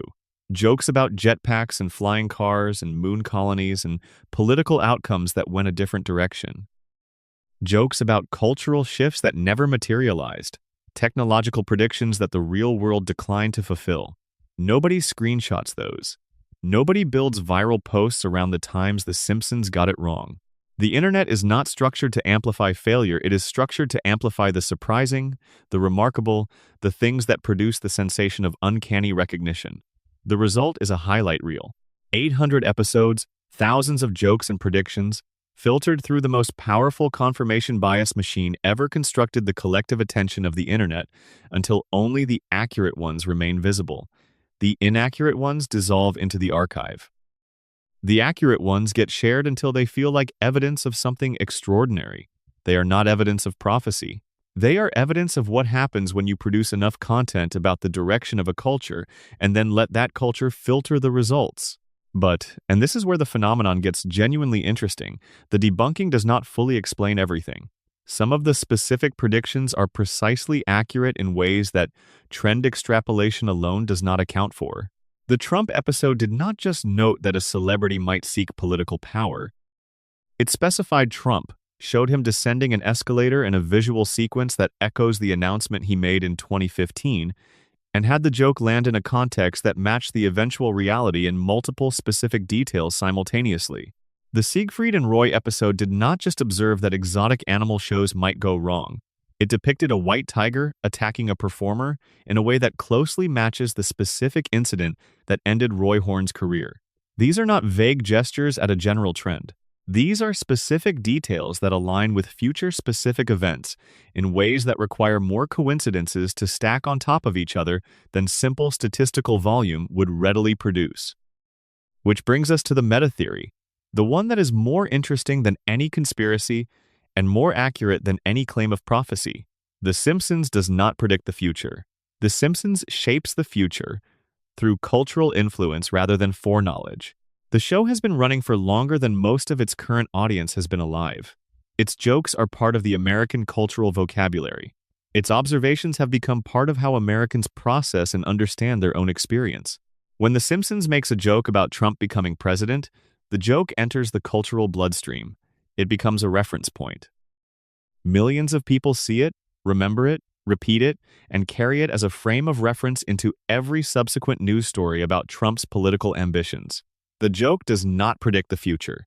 It primes the cultural imagination to recognize a particular outcome when it materializes, to say, "We've seen this before," rather than, "I can't believe this is happening." The Simpsons made a Trump presidency feel familiar before it happened. It made the Disney-Fox acquisition feel inevitable before it was announced. It made media consolidation, celebrity politics, surveillance technology, and a dozen other developments feel like punchlines that the audience already knew were coming, which meant that, when they arrived, the sensation was not shock but recognition. The show's satire does not forecast the future. It normalizes the future. It takes the things that are already in motion and presents them as accomplished facts, so that when those facts eventually arrive, the audience has already been culturally prepared for them. America has been staring into The Simpsons mirror for 36 years. And slowly, imperceptibly, America has started to look like what it sees in that mirror. The incompetent government, the corrupt billionaire. The population too distracted by entertainment to notice how thoroughly it is being exploited. The endless cycle of catastrophe and reset. Springfield was not a prediction of where America was heading. Springfield was a diagnosis of where America already was. The show just wrote it down first. And here is the final layer. The Simpsons has made jokes that haven't come true. Many of them. Most of them. The overwhelming majority of its satirical observations have not been realized by subsequent events. The fly car, the moon colony, the various political outcomes that went differently, the cultural shifts that moved in other directions. Nobody archives those. Nobody cares about those. The filter that the internet applies to The Simpsons catalog is ruthless and one-directional. What remains after that filter is applied looks like prophecy. It is not prophecy, it is curation. It is the natural result of a show producing more content about the trajectory of American culture than any other show in history, and then having that content processed by an audience that is very good at finding the patterns it is looking for. The Simpsons wrote enough possible futures that some of them were always going to come true. The ones that came true are the only ones anyone remembers. And the ones that came true, presented together on a screen, look impossible, look prescient, look like something that requires an explanation beyond mere volume and coincidence. They do not require that explanation. But even knowing how the trick works, even understanding the mechanism there is still something that pauses the breath when a clip from 1997 lines up perfectly with a headline from today. 800 episodes, 36 years, and enough bullseyes scattered through the archive to make even the people who made the show wonder, occasionally, whether they know something they should not. Section 8. Mona Simpson and the Burns Conspiracy. For the first 6 seasons of The Simpsons, Homer's mother was dead. That was the established fact. Abe Simpson, Homer's father, had told him when Homer was young that his mother had passed away. He had shown Homer a grave. Homer had accepted this and carried the grief of it through his entire childhood and into adulthood, arriving at middle age with the particular loneliness of a man who lost his mother before he was old enough to understand what he was losing. That grief shaped him in ways the show is quite specific about. Homer's desperate need to be liked, his terror of abandonment, his compulsive clinginess toward Marge, and his need for her constant reassurance, all of it, is the behavior of someone compensating for maternal loss. Homer is needy in the particular way of people who were not given enough of something important when they were too young to understand they were not getting it. In Season 7, the episode Mother Simpson, aired the 19th of November, 1995, the show dismantles this entirely. Homer discovers through a bureaucratic accident at the Springfield Hall of Records that his mother is not dead. The grave Abe showed him was not hers. It was the headstone of Walt Whitman, the poet, which Abe had apparently been presenting as his wife's burial site for Homer's entire life. Mona Simpson is alive. She has been alive for the 27 years, during which Homer believed he was a motherless son. She has, in fact, been in the vicinity of Springfield visiting what she believed was Homer's grave, grieving in the direction of her son's presumed death, separated from him by a misunderstanding that was deliberately maintained by the people who should have corrected it. The reunion scene between Homer and his mother is one of the genuinely moving pieces of television the show produced during its peak years. A grown man who has spent his entire life carrying the weight of early maternal loss discovers that the weight was unnecessary, that she was there, that she loved him, that nothing about her absence meant what he had been told it meant. And then Mona tells him the truth about why she left. She did not leave because she stopped loving him. She did not leave because he was too much or not enough, or for any of the reasons that abandoned children construct in the absence of real information. She left because she had to, because staying would have put Homer and Abe in danger. Because the man who owns the power plant, the man Homer was going to grow up and spend his adult life working for, without ever knowing the connection, had destroyed her ability to remain. The story begins in 1969. Mona Simpson was a housewife. She was married to Abe, living quietly in Springfield while the country burned through the last years of the 60s. She was ordinary. She was not, at that point, the kind of person you would expect to find in the middle of a federal investigation. And then something changed. Mona was radicalized. The show depicts this with its characteristic mixture of comedy and genuine feeling. She encountered ideas and people that made her see the world differently, and the world she came to see was one in which powerful men were using their power to cause harm on a scale that demanded a response. She joined a group of activists, and together they targeted a laboratory owned by Mr. Burns. Not the nuclear plant. A different facility, a biological weapons laboratory. A place where Burns was not generating electricity or even generating profit in any conventional sense. He was manufacturing weapons, developing pathogenic agents, conducting research into biological warfare in a facility located in the same town where Homer Simpson was growing up and playing in the streets outside. Mona's group broke into the lab. They detonated what the show describes as an antibiotic bomb, destroying the biological agent stored inside. During the chaos of the raid, they accidentally cured the asthma of the facility's security guard, Clancy Wiggum, who would go on to become Springfield's chief of police. The show treats this as a comic footnote. In context, it is a detail that places the future head of local law enforcement as a person who owes his respiratory health to the act of sabotage that destroyed Burns's germ warfare program. The raid was successful. The pathogens were neutralized, and Mona made one mistake. As the group fled the facility, she stopped to help someone who had been knocked down in the confusion. That someone was Burns.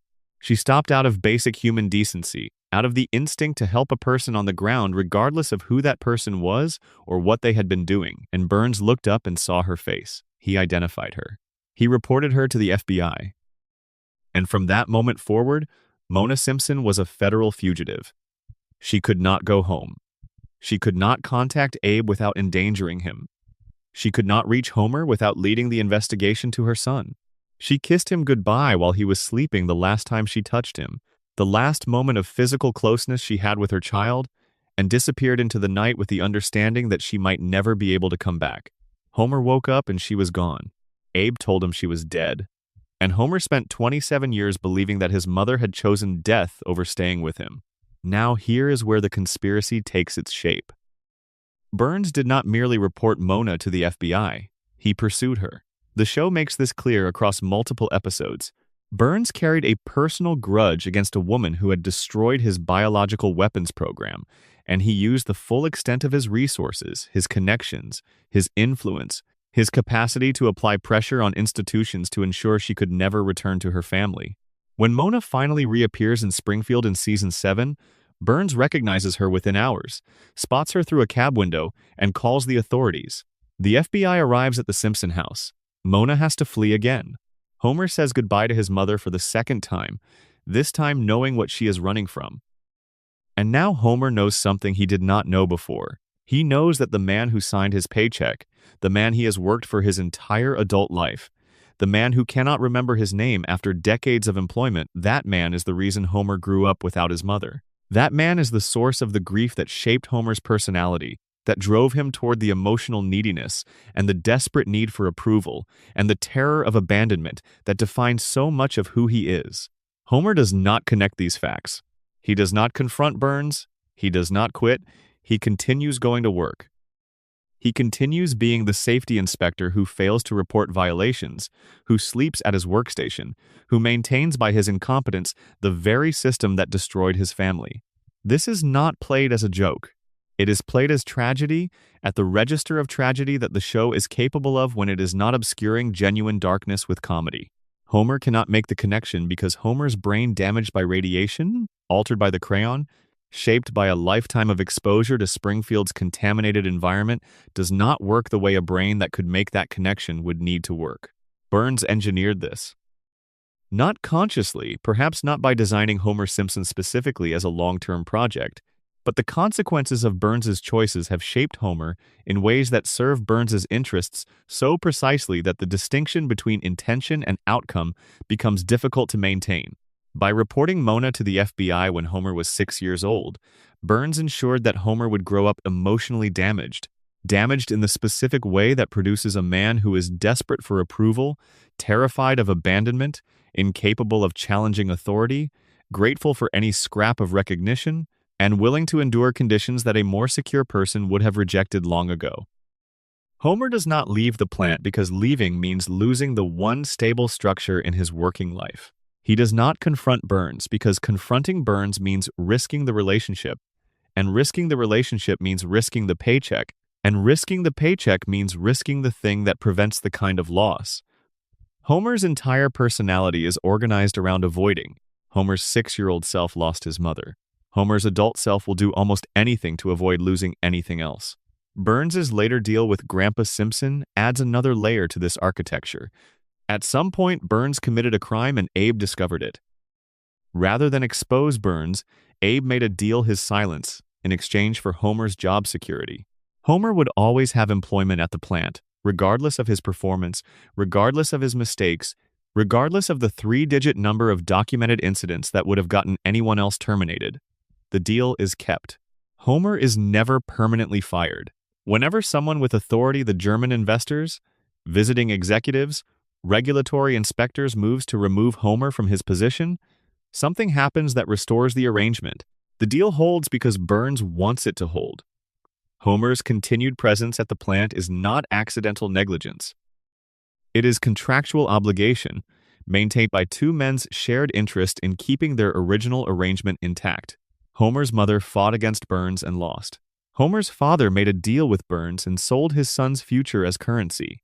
And Homer, in the middle of all of this, went to work every day for 30 years without knowing any of it, failing at the job that keeps the system running, maintaining the violations that keep the radiation leaking, serving as the living proof that the arrangement between Burns and Abe is working exactly as it was designed to work.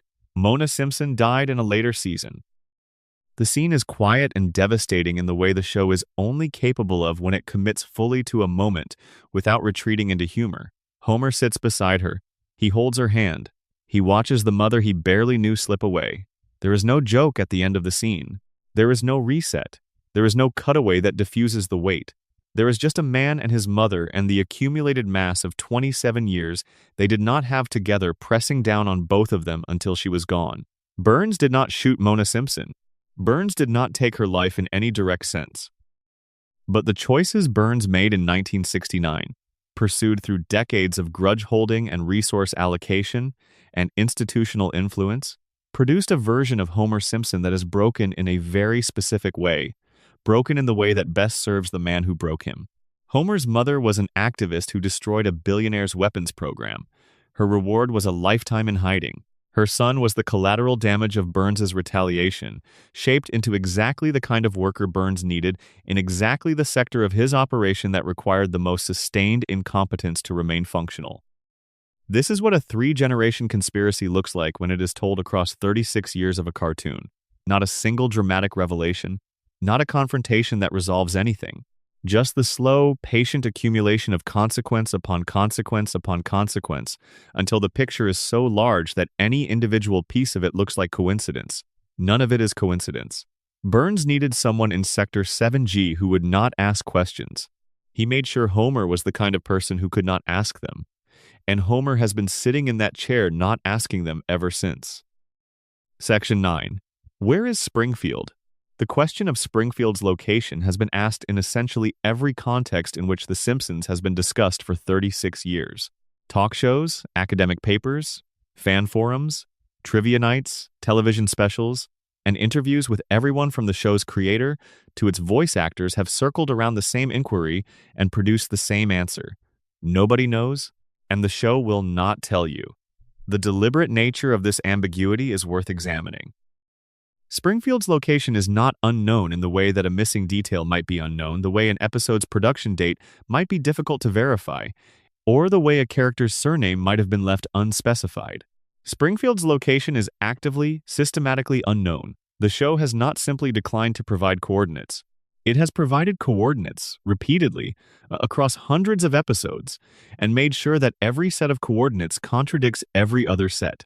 Springfield has oceanfront property. It has mountains. It has deserts. It has farmland. It has a tire fire that has been burning for decades. It has a harbor and a nuclear plant and a monorail and a gorge, all within apparent driving distance of each other. In one episode, it borders Ohio. In another, it borders Nevada. In another, Maine is a neighbor state. In another, you can drive to Kentucky in an afternoon. The show has placed Springfield in the North, the South, the Midwest, and the coast, sometimes within the same season. The phone area code for Springfield, glimpsed briefly in an episode, begins with 636, which is a Missouri prefix. The state abbreviation shown in another context is NT, which does not correspond to any actual American state. A character once called the state capital, and the voice on the other end specified that their state begins with a vowel, which narrows the field from 50 down to approximately 8 or 9. The clue is real enough to feel like progress and imprecise enough to guarantee no conclusion. The show's creator, Matt Groening, provided what appeared to be a definitive answer in a 2012 Smithsonian Magazine interview. He acknowledged that Springfield was named after Springfield, Oregon, the town near Portland where he grew up. He explained that he chose the name partly because of its personal resonance and partly because Springfield is one of the most common city names in America, appearing in dozens of states, which allowed the show to maintain its claim on universality. For approximately 48 hours after that interview was published, Springfield had a location. The mystery was solved. And then the show continued airing episodes that placed Springfield in geographic contexts entirely inconsistent with Oregon, and the writers made no apparent effort to honor Groening's revelation, and the ambiguity reasserted itself as though the interview had never happened. Groening told you where Springfield was. The show declined to confirm it, and both things are true simultaneously. The surface explanation for all of this is the one Groening himself has offered across multiple interviews. Springfield is meant to be universal. It is meant to feel familiar to any American viewer, regardless of where they actually live. It is designed to be everyone's hometown, to carry the visual and emotional vocabulary of American suburban life without being anchored to any specific version of it. Springfield is everywhere because it needs to belong to everyone. This is true. It is the intentional design philosophy of the show confirmed by its creator and demonstrated by its success across an audience as geographically diverse as America itself. The ambiguity serves the show's purpose, but the theories we have been exploring all night provide a different lens. And through that lens, Springfield's geographic impossibility looks less like a creative choice and more like a symptom. If the radiation theory is accurate, if the nuclear plant has been altering the biology of everything within its radius for decades, then perhaps the contamination does not limit itself to biological systems. Perhaps the radiation affects the physical landscape as well. The same force that gives fish 3 eyes and makes people glow might have done something to the geography of the region, compressing distances that should not be compressible, placing a harbor near a mountain range that should be hundreds of miles away, creating a desert within driving distance of snow-covered peaks. The laws of biology have already been visibly broken in Springfield. There is no particular reason to believe the laws of geography are more resistant. The coma theory offers a different explanation, and this one carries its own emotional weight. Homer's dreaming brain does not have a precise map of the United States stored in its memory banks. It has impressions, fragments, the feeling of places rather than their coordinates. He has seen mountains on television and oceans from a trip and farmland from a car window and deserts from a film. He has absorbed the visual vocabulary of American geography without ever organizing it into a coherent spatial system. When his unconscious mind constructs Springfield, it assembles it from these fragments from memory and media and the residue of every American landscape Homer has ever half noticed. And the result is a town that contains all of them simultaneously, layered over each other in the way that dream geographies always work. Dreams do not obey maps, they obey feeling. Springfield feels like America because it is made from Homer's fragmentary memories of America, and those memories do not have fixed locations because they were never stored with that kind of precision. The collective denial theory, the one the principal and the pauper articulates most clearly, produces the most politically useful explanation. A town with no fixed location has no fixed regulatory jurisdiction, no consistent EPA oversight, no permanent state attorney general, whose office can investigate the nuclear facility with the 342 violations. The people who should be holding Burns accountable cannot locate their jurisdiction in Springfield because Springfield refuses to be locatable. It floats between states because floating is safer than landing. Landing means accountability. Landing means someone arrives with a badge and a subpoena and a map that clearly identifies which regulatory framework applies to a nuclear power plant that has been dumping radioactive waste into the water supply for 2 years. Springfield floats because it was built to float. The ambiguity is not incidental to the show's geography. It is structural protection for everything that happens inside Springfield's borders. The episode Behind the Laughter, the 12th season's mockumentary framing device, finally gives Springfield a location in the most unsatisfying possible way. In the original broadcast, the family is identified as being from northern Kentucky. In syndicated reruns, the location was changed to a different state. The answer is not merely ambiguous. The answer is variable depending on which version of the episode you are watching. Springfield has a location that changes based on distribution channel and broadcast rights. The truth about where Springfield is depends on when and where and how you encounter it, which is another way of saying the truth is not fixed. Which is, when you think about it, entirely consistent with how Springfield handles all of its truths. Every state in the Union has been proposed as Springfield's home at some point. Communities in Oregon and Massachusetts and Illinois and Colorado and Florida have all made their case, pointing to visual similarities and geographic features and thematic resonances. Every case has merit. Every case has its contradicting evidence. The mystery is real enough to sustain genuine debate and unresolvable enough to never conclude it. The show decided long ago that Springfield is more valuable as a mystery than as an answer. A town that could be anywhere is a town that belongs to everyone. And a town that belongs to everyone is a town that no single regulatory authority can shut down, no single community can claim, and no single fact-checker can definitively locate. Springfield will not be found on any map because it was never placed on one. It exists in the space between states, between facts, between the things that can be verified and the things that simply feel true because you have been watching them for most of your life. And as long as it remains unlocatable, it remains untouchable. which, from the perspective of the man who runs the plant that is poisoning the town, is the most important feature of all. Section 10. The Floating Timeline. Bart Simpson was 10 years old on the 17th of December 1989, when The Simpsons premiered. He is 10 years old right now, in whatever year you are watching this. The number of years between those two dates is over 3 decades. The number of years that have passed for Bart Simpson is 0. Lisa was 8 in 1989. She is 8 today. Homer and Marge were in their mid-30s. They still are. Maggie was 1. She remains 1. The passage of 36 years in the real world has produced 0 change in the ages of any member of the Simpson family, and no one in Springfield, not the family, not the neighbors, not any of the hundreds of supporting characters who have moved through the show over the decades appears to have noticed. This is called a floating timeline. The present of the show is always the viewer's present. When an episode airs in 2025, the characters are living in 2025. When it aired in 1995, they were living in 1995. The year around them changes. The cultural references update. The technology evolves. Homer owns a smartphone in the recent seasons in the same way he owned a beeper in the early ones. The world moves forward. The characters stay still. This is standard operating procedure for long-running animated shows, and it is the explanation most people accept without needing further justification. Of course, the characters do not age. Animated shows do not age their characters. That is a production convention, not a mystery.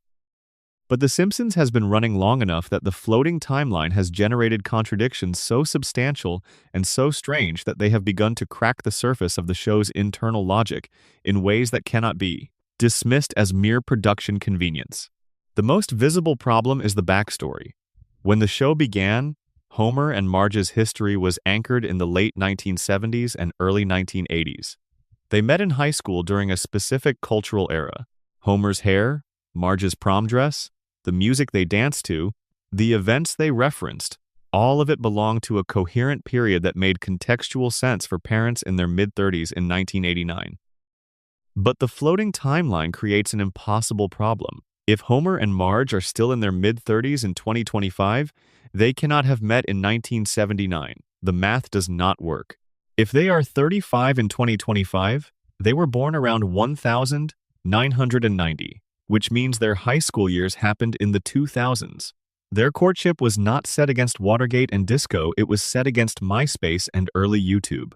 The show has acknowledged this, not through a deliberate narrative choice, but through the desperate gravity of continuity. Flashback episodes have been rewritten, implicitly and then explicitly, to place Homer and Marge's formative years in different decades. Their origin story has been told and then retold at least 4 times across the show's run, with each version setting their youth in a progressively later period. They were grunge fans. Then they were children of the 90s. Then their high school years took on the visual vocabulary of the early 2000s. The era keeps sliding forward because it has to, because the alternative is an arithmetic impossibility that the show cannot acknowledge outright. The result is characters whose personal histories are genuinely unstable. Homer does not have a fixed past. He has a version of the past that is appropriate for whatever episode is currently airing. When the episode ends, that version may or may not be consistent with the version depicted in a previous episode. If they conflict, the show does not address the conflict. The contradiction simply exists, alongside every other contradiction in the archive. Now bring the theories to bear on this, because every major framework we have examined arrives at this point through a different path and reaches the same conclusion. The coma theory says nobody ages because they exist inside the mind of a man who stopped experiencing real time in April of 1993. Homer's dream preserves his family at the moment he lost consciousness, because that is the only moment of them that his unconscious mind has access to. The floating timeline is not a convention of animated storytelling. It is the property of a dream, which does not age its subjects because a dream has no information about how time has changed them. The radiation theory says nobody ages because the contamination from the plant has altered biology in Springfield at a fundamental level. The mutations that gave Homer his superhuman pain tolerance, that gave the fish a third eye, that gave the whole town their distinctive physiognomy, those same mutations may have disrupted the normal cellular aging processes in Springfield's residents. They do not age because the radiation has broken the mechanism by which they would age. The principle and the pauper theory says nobody ages because Springfield has voted not to acknowledge time's passage. The same collective denial that exiled the real Seymour Skinner and made it illegal to speak his name applies to the passage of time itself. Springfield has agreed, as a community and a social compact, to maintain the fiction of a permanent present. Acknowledging that the children are getting older means acknowledging that time is passing. Acknowledging that time is passing means acknowledging the radiation, the corruption, the immortal billionaire, the comatose man in the hospital bed. The floating timeline is Springfield's most fundamental act of collective denial. The Burns immortality theory adds that at least one person in Springfield has already demonstrated that the normal rules of aging are negotiable for those with sufficient resources. If Burns can extend his biological function indefinitely through medical technology and wealth, then the concept of aging is already not absolute in this universe. The show has established that time can be beaten with enough money and the right treatment schedule. Perhaps Springfield's residents are all, in some lesser way, benefiting from whatever the plant has done to their cellular aging processes, not through intentional treatment, but through the same environmental exposure that has altered everything else about them. And the prediction theory suggests that Springfield exists in a feedback loop, with American culture so tight that the boundary between fiction and reality has become negotiable.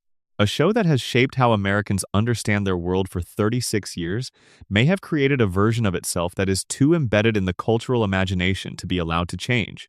We have internalized Springfield. We have made it part of how we understand what an American family is. And a thing that has been internalized to that degree cannot age without unsettling everything it has been used to anchor. All of these explanations arrive at the same place. Something about Springfield, whether it is radiation or dreams or collective will or wealth or cultural fixation, has suspended the normal flow of time for everyone inside it. The show has imagined its characters aging. It is capable of this. Season 6's Lisa's Wedding flashes forward to Lisa at 23 years old, engaged to a British man named Hugh, studying at a prestigious university, becoming recognizably the adult version of the child we have watched across 6 years. The future is detailed and specific and emotionally rich. The episode is one of the most beloved in the show's history precisely because it takes the characters seriously enough to imagine where they are going. And then Lisa returns to being 8. The flash forward was a single episode, a window opened and then closed, a glimpse offered and then withdrawn. The future is visible. The show knows what it would look like, and it declines to go there. This refusal is not arbitrary. The show can imagine growth. It refuses to permit it. The distinction between capability and choice matters enormously here, because what The Simpsons refuses to allow its characters is what the audience refuses to allow them. The floating timeline is not a production decision made by writers and executives. It is a cultural contract between the show and its audience. An audience that has been watching Homer and Bart and Lisa and Maggie for 36 years has made them into something more than characters. They have made them into a version of family, a version of the American household, of the domestic structure that holds an enormous number of people's deepest memories and warmest associations. Homer is the kind of father who drives you crazy and loves you anyway. Marge is the kind of mother whose patience seems impossible until you are old enough to understand how much it costs. Bart is the kid you wanted to be, or the kid you were trying not to be, or the kid who got the class laughing when the teacher was looking the other way. Lisa is the one who tried to warn you about something that later came true. They are family. Not your family, exactly, but a version of family that the culture has adopted and internalized and made into a shared reference point that crosses generational lines in a way that very few cultural artifacts manage. And family does not age in memory. Your parents are not older in your mind than they were when you were small. The version of your childhood that lives in your memory is the version from when you were in it, preserved at the moment you loved it most, unchanging in the internal archive that the years cannot reach. The Simpsons is frozen in that archive. The show exists in the space where memory lives outside of time, outside of consequence, outside of the relentless forward pressure that real life applies to real people. Bartum is 10 because he is 10 in the place where we keep him. Lisa is 8 because 8 is the age at which she became real to us. Homer is in his mid-30s because that is the version of him that we met and recognized and brought home with us. We stopped their clocks. Not the writers, not the network, not the production company. We did. The audience. The people who have been watching since the beginning and who would feel a grief beyond proportion if Bart turned 11 and the spell broke and 36 years came crashing into Springfield all at once. And this is the thing, that all of the theories, every framework we have examined across this entire conversation, finally come down to when you follow them far enough. The mystery of Springfield is not something that lives inside the show. It is something that lives in the relationship between the show and the people who watch it. Springfield does not make sense because we need it to be more than logical. We need it to be permanent. We need it to be there when we turn on the television late at night and cannot sleep and want to go somewhere that does not change. The radiation keeps leaking because we need the plant to keep running. The coma continues because we need Homer to keep dreaming. The lie holds because we voted to maintain it. Burns stays alive because we cannot afford to lose him. Maggie stays silent because she knows we are listening. The predictions keep coming because we are still watching the same mirror we have been watching for 36 years. And the timeline floats because we have never once pressed play. We have been sitting in Springfield since 1989, holding the pause button down, watching the Simpsons stand in their living room and refuse to move, watching Homer's hand reach for the donut that never arrives, watching Bart chalk a phrase on a chalkboard that will be different next week and the same forever. Watching Lisa lift the saxophone and Maggie hold the pacifier, and Marge smooth the apron that never gets dirty. Watching a family that will never age because we have decided we cannot let them. Springfield does not exist on any map. It does not appear on any satellite image. It cannot be found by driving in any direction from any real American city. It is a place that lives only in the relationship between a show and an audience that has been watching it long enough to confuse memory with geography, nostalgia with reality, the feeling of home with the actual coordinates of it. And here, at the end of all the theories and all the evidence and all the threads we have pulled and followed and tangled across hours of Springfield, here is the thing that none of the theories can explain, that no conspiracy can account for, that no amount of canonical evidence either supports or contradicts. Why can we not let them go? Every theory we have examined is a reason to look more carefully at Springfield. And looking more carefully makes the questions bigger, not smaller. The more threads you pull, the more threads there are. The more mysteries you resolve, the more the resolution produces new mysteries underneath. Springfield is not a puzzle with an answer. It is a puzzle that generates more puzzle, and the generation is the point. We keep going back because Springfield is the place where the questions live. The questions about what we owe each other, about whether power can be held accountable, about whether truth is worth the cost of pursuing it, about whether a family held together by love and dysfunction and complete failure to communicate is stronger or weaker than the families that hold themselves together with more deliberate materials. The radiation is real, and the coma is true, and the shooting was never solved, and Burns will live forever, and the timeline will never land, and Maggie will never speak, and Springfield will never appear on any map, and Homer will never stop reaching for the donut. And every Sunday night, for 36 years and counting, the couch gag plays and the family runs in from 4 directions and lands on the sofa, and the show begins again, and Springfield is there. The same family, the same house, the same impossible town on the same invisible map, waiting for you to come back, like it always has been, like it always will be. That is the greatest mystery in the history of The Simpsons. Not who shot Burns or where the town is or how Homer survived the fall or why nobody ages. The mystery is that we made a cartoon family into something we cannot bear to let grow up. And in doing so, we made them real in the only way that matters, which is that they are real to us. And that is enough, and that will keep being enough for as long as the credits roll and the couch gag plays and the lights come on in the house on Evergreen Terrace. Good night, Springfield. If you made it all the way here, thank you. Drop a comment with where you're watching from and what time it is there. It means something to know where this is finding you. And if you're not subscribed yet, consider doing that now, because there is always more Springfield to explore. I'll see you next time. Section 11. The Dark History of Ned Flanders. On the surface, Ned Flanders is a simple character. He is the good neighbor, the devout man, the one who says diddly and does the right thing and forgives everyone who wrongs him with a patience so complete it borders on the inhuman. He is Homer's foil everything. Homer is not organized into a cheerful package that lives next door and offers tools and casseroles and rides to the airport without being asked. The surface is a lie, and the show has been showing us the truth underneath it for decades, one crack at a time, in a way that makes Ned Flanders one of the most genuinely disturbing characters the series has ever produced.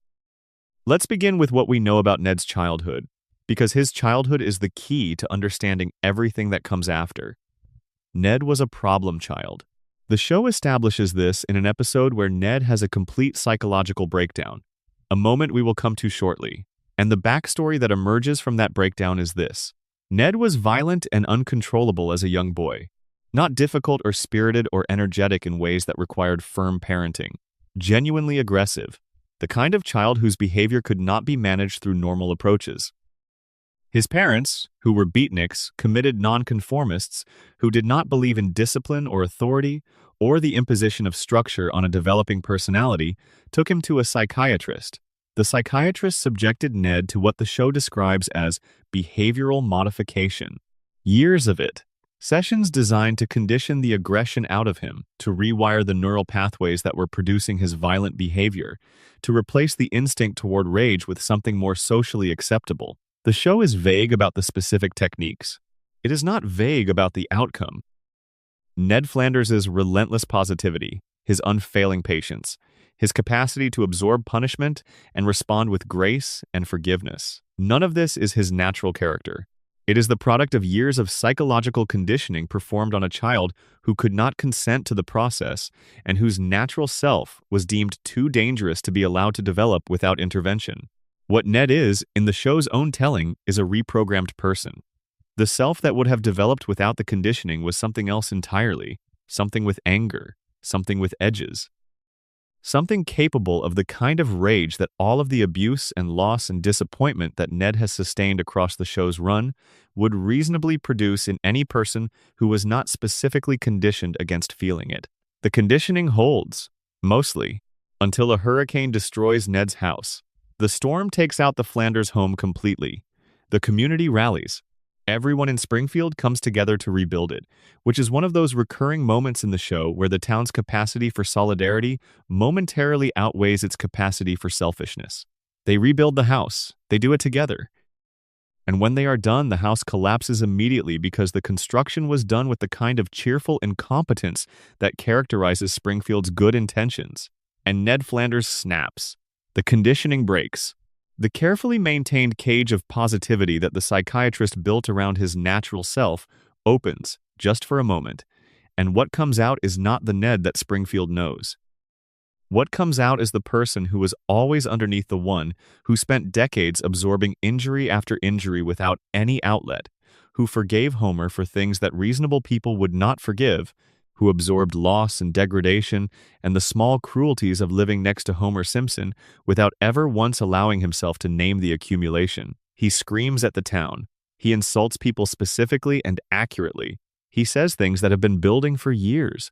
He expresses the rage that the conditioning was designed to prevent him from expressing, and then he is institutionalized.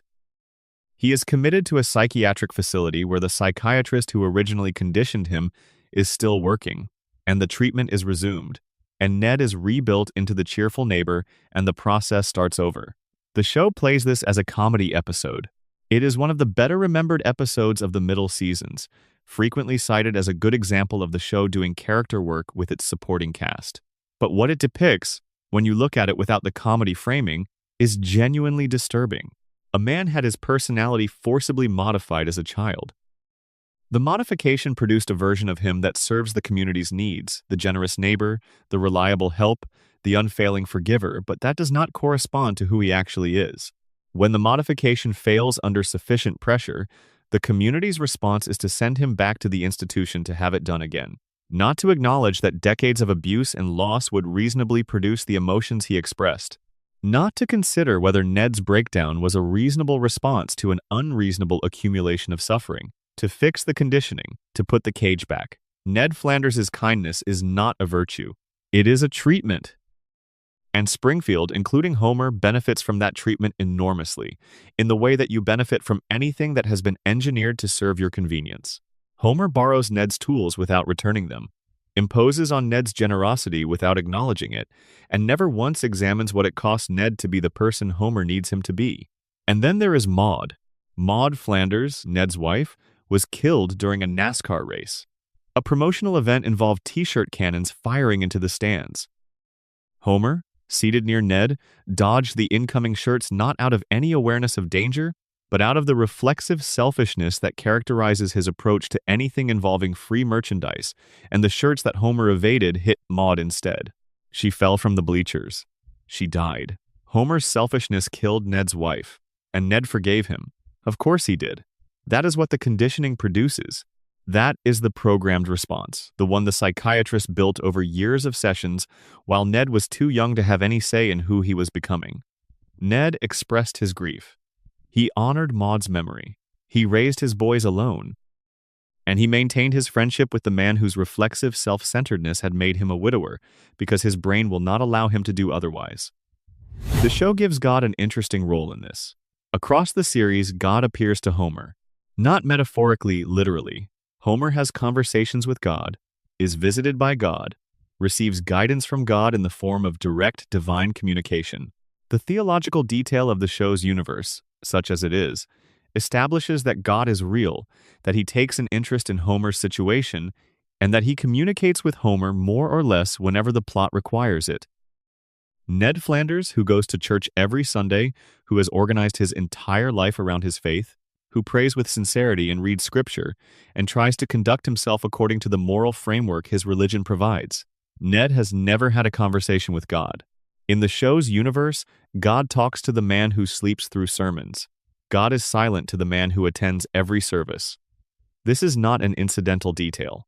The show is saying something specific with this. The man who performs goodness, who has been conditioned into goodness, who maintains goodness through discipline rather than through any organic moral development that man's prayers go unanswered, the man who barely registers as a religious person outside of the moments when religious observance is convenient that man gets a conversation. The theology of Springfield is not about merit. It is about the same principle that governs everything else in Springfield. The system rewards compliance, not virtue. Homer is compliant in exactly the way the system needs. He keeps going to the plant. He keeps failing to notice the violations. He keeps providing the cover that Burns needs. The universe, within the show's logic, appears to take an interest in Homer because Homer is the linchpin of an arrangement that the system has a vested interest in maintaining. Ned is compliant in a different way, compliant with a moral framework rather than with the economic and political structure of the town. He does what is right, as best he can understand it, regardless of whether what is right is convenient for the people around him. And the universe, in Springfield, does not reward that. God does not speak to Ned because Ned does not need God to do what he does. Ned was conditioned into his behavior decades ago. His goodness is structural, not chosen. He cannot access the rage that would be the natural response to his circumstances, which means he cannot be moved off his course by suffering the way a person who had not been conditioned might be moved. He will keep being good regardless of what happens to him, because the psychiatrist made sure of it when Ned was too young to choose. Homer, by contrast, makes choices, bad choices frequently, choices that require a certain kind of divine patience, choices that keep requiring course corrections from the universe. God talks to Homer because Homer is genuinely in danger of going off the rails in ways that would disrupt the system, and the system has an interest in keeping Homer functional enough to serve his purpose. The darkest reading of Ned Flanders is not that he is secretly malevolent or hiding something sinister beneath the cheerfulness. The darkest reading is simpler and sadder than that. Ned is the person who does everything right and receives nothing for it. Not because the universe is indifferent, the show has established that the universe is not indifferent, that God is real and paying attention, that cosmic forces are taking an interest in Springfield's affairs.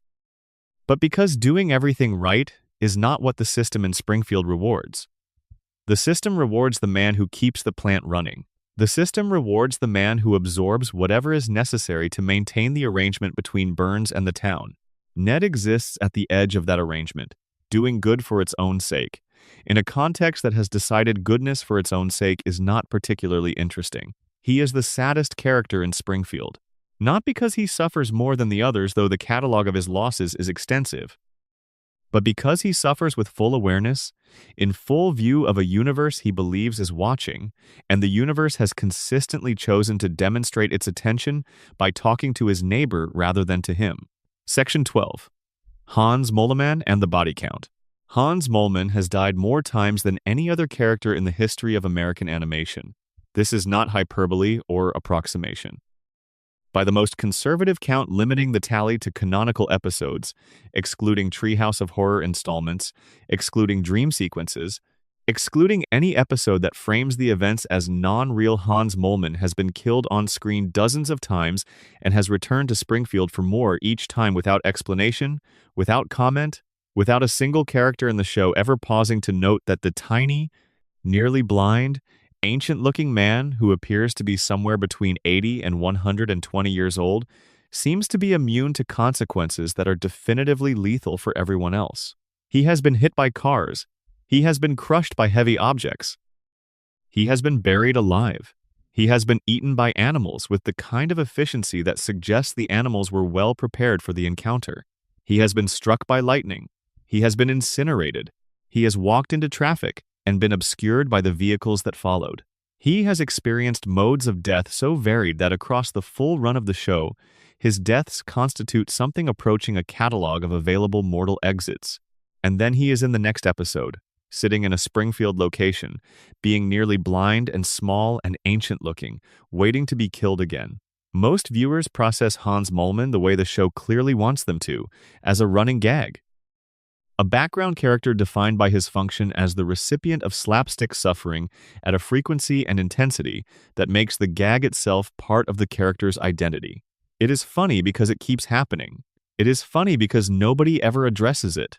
It is the joke that the show commits to so completely that the commitment itself becomes the joke. But here is the detail that changes Hans Moleman's status from background gag to genuine mystery, if you choose to treat the show's own canon with the seriousness the theories we have been exploring require. Hans Moleman, in one episode, states his age as 31 years old, 31. He says it directly, in a context that is not presented as a joke about his credibility or his mental state. He is asked, or the subject comes up and he says he is 31. And then the show moves on, and the audience laughs, because the visual evidence of Hans Moleman's physical condition is so dramatically inconsistent with 31 years of age that the claim reads as absurdist comedy. But what if it is not a joke? What if Hans Moleman is telling the truth and is in fact 31 years old, and something happened to him that aged him catastrophically, that took a man in the middle of his life and produced this? A man who appears to be in his 80s or 90s, nearly blind, moving with the fragility of someone whose body has been through more than it was designed for, claiming an age that would place his birth well within living memory. The radiation theory has an answer for this that is not comfortable to sit with. If Springfield's environmental contamination affects different biological systems differently, producing mutations that manifest as extra eyes in fish, as unusual resilience in Homer, as extraordinary intelligence in Maggie, then Hans Moleman might represent an extreme of the same exposure. A person whose biology responded to decades of radiation by accelerating every aging process simultaneously. Rapid cellular degradation, premature senescence. A body that has aged at something approaching 4 times the normal rate. Producing a man who is 31 in chronological terms, but who has experienced, biologically, 120 years of wear. And the repeated deaths? The radiation theory has an answer for that too. If the contamination can give a fish a third functional eye, if it can alter Homer's biology sufficiently to allow him to absorb damage that should be fatal and recover from it, then there is no particular reason why it could not produce, in a different biological substrate, a capacity for genuine recovery from death, not Homer's resilience, which prevents fatal damage from occurring in the first place. Something else, a regenerative mechanism so extreme that death itself becomes a temporary condition. Hans Moleman dies, and then his mutated biology reconstitutes itself, because whatever the plant did to his cellular architecture allows reconstitution in a way that nothing in normal human biology would explain. The coma theory approaches Hans Moleman from a different direction. In Homer's dream, Hans Moleman is a minor character. He is not central to any of Homer's important emotional narratives. He is not family. He is not a close friend. He is a background presence, a small, fragile figure who populates the edges of scenes, giving Springfield the texture of a real community without playing any significant role in the stories Homer's unconscious mind is most invested in telling. In a dream, background elements are maintained with less precision than central elements. The people Homer loves most, Marge, Bart, Lisa, Maggie, are rendered with the full detail of his deepest emotional investment. The background population of Springfield is rendered with less care because Homer's dreaming brain does not have the same stake in their consistency. Hans Moleman dies because Homer's dreaming mind occasionally lets minor characters lapse, and he comes back because the dream requires a certain population density to feel real. He is not a person in this reading. He is the dream's version of set dressing, maintained imperfectly, replaced when needed, functioning as an ambient detail that makes Springfield feel inhabited without requiring the kind of emotional continuity that the show invests in its central cast. The collective denial theory offers perhaps the most mundane and most disturbing explanation. Hans Moleman dies in public, repeatedly, in full view of Springfield's residents, in canonical episodes, in the main continuity of the show, and nobody investigates. Nobody calls for a public health inquiry. Nobody alerts any authority about the man who keeps dying in town and keeps returning alive. The town has normalized Moleman's death cycle the way it has normalized Blinky's third eye and the billionaire who glows in the dark and the skeletons in the plant's basement. It has been added to the list of things that Springfield has collectively agreed not to find alarming. The real mystery of Hans Moleman is not how he keeps coming back. It is why nobody notices that he needs to. Springfield has been watching a man die and return and die again for 36 years, and not one resident has ever suggested that this might warrant investigation. This is what a town looks like after decades of choosing not to see. Not callous, not stupid. Simply accustomed in the way that you become accustomed to anything that happens often enough without producing consequences. The fish has 3 eyes. The neighbor glows. The old man dies every few weeks and comes back. And Springfield, being Springfield, adds these things to the inventory of normal and continues its business. Hans Moleman once said he was 31 years old. The town heard this and moved on. That might be the most Springfield thing that has ever happened in Springfield. Section 13. The Treehouse of Horror as Confession. Every October, The Simpsons produces a Treehouse of Horror episode, annual anthology specials that operate outside the show's normal continuity, presenting 3 short horror or science fiction stories that are explicitly framed as non-canonical events that do not count, that the characters will not remember, that exist in a separate space from the Simpsons universe that runs across the regular episodes. The framing is deliberate. The show is very clear that Treehouse of Horror events are not real within the fiction. The characters are playing versions of themselves in stories that are acknowledged as stories. Nothing that happens counts. Death is temporary. Rules do not apply. And for 36 years, across dozens of these specials, the show has used this exempt space to say things it does not say in the regular episodes. Things that the regular continuity cannot accommodate. Things that would be too dark, too final, too revealing if they occurred in episodes that count. The question this section is exploring is whether the Treehouse of Horror installments function as something more than just a Halloween tradition and an opportunity for the writers to play with genres they cannot engage in the main show, whether the cumulative content of these episodes, examined across their full run, adds up to something, a confession, a statement, a version of what The Simpsons actually believes about its own universe that it cannot express through the normal episodic structure. Consider what the Treehouse of Horror episodes consistently return to. Death is the most obvious theme, but that is true of horror generally and does not require special analysis. What is more interesting is the specific version of death the episodes keep exploring.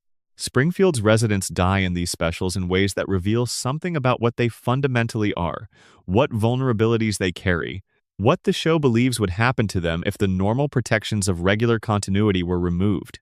Homer is killed frequently in Treehouse episodes, and his deaths tend to have a specific quality. They are the deaths of someone who does not quite understand the situation he is in. He dies because he misreads a threat, because he fails to process available information quickly enough, because his decision-making does not keep pace with the events around him. Homer in Treehouse of Horror dies the way he lives, not quite following the sequence of events, slightly behind the curve, catching on a moment too late. These deaths are not random. They are consistent with who Homer is in the regular episodes, applied to fatal contexts. The alien episodes are worth particular attention. The Treehouse of Horror tradition began with an alien abduction story, and aliens return in one of the most famous recurring bits in the show's history, Kang and Kodos, two tentacled extraterrestrials who appear in nearly every Treehouse installment, usually as villains, usually engaged in some scheme to conquer or exploit humanity. Kang and Kodos have run for president. They have replaced the Simpsons family. They have appeared as the harbingers of apocalyptic events. And they have done all of this while the people of Springfield have responded with the exact same combination of panic and futile action and eventual resignation that characterizes Springfield's response to every crisis in the regular episodes. What the alien episodes suggest, collectively, is that the thing that threatens Springfield from outside its borders does not need to be dramatically different from what threatens it from inside. The aliens who want to exploit humanity are making an argument that is structurally identical to the argument Burns makes through the operation of his plant. An entity with more power and less accountability, extracting value from a population that lacks the capacity to effectively resist. The only difference between Kang and Kodos and Mr. Burns is that Kang and Kodos are green and have tentacles, and the show is allowed to frame them as straightforwardly villainous because they are aliens. Burns is a human, and the show has to be more indirect about what he is and what he represents. The Treehouse of Horror episodes can say what the regular episodes cannot. Burns is an alien extraction. The plant is an occupation. Springfield's residents are a population that is being systematically exploited by an entity that has more information about their situation than they do. The Treehouse episodes stage this directly, with monsters and aliens and external threats, because the external framing allows the show to be honest about something that the regular continuity cannot accommodate without dismantling its premise. Consider also the episodes that deal with time. Several Treehouse installments involve characters gaining the ability to move through time or to perceive time differently, and these episodes consistently produce the same outcome. The intervention goes wrong, the timeline is disrupted, and the result is a version of the world that is worse than the one the character was trying to improve. The lesson, applied repeatedly across different contexts and characters, is that attempting to change the fundamental structure of things produces damage rather than improvement. Apply this to the theories.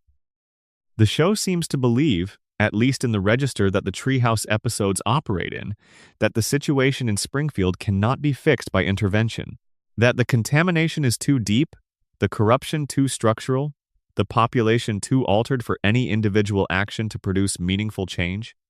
The time travel episodes stage the futility of correction. Go back and fix one thing, and something worse emerges in its place. Go forward and find that the trajectory has not changed. The loop is closed. The system is stable because it has been running long enough to eliminate the conditions that would destabilize it. This is, when you sit with it, a profoundly dark statement about the world The Simpsons has been describing for 36 years.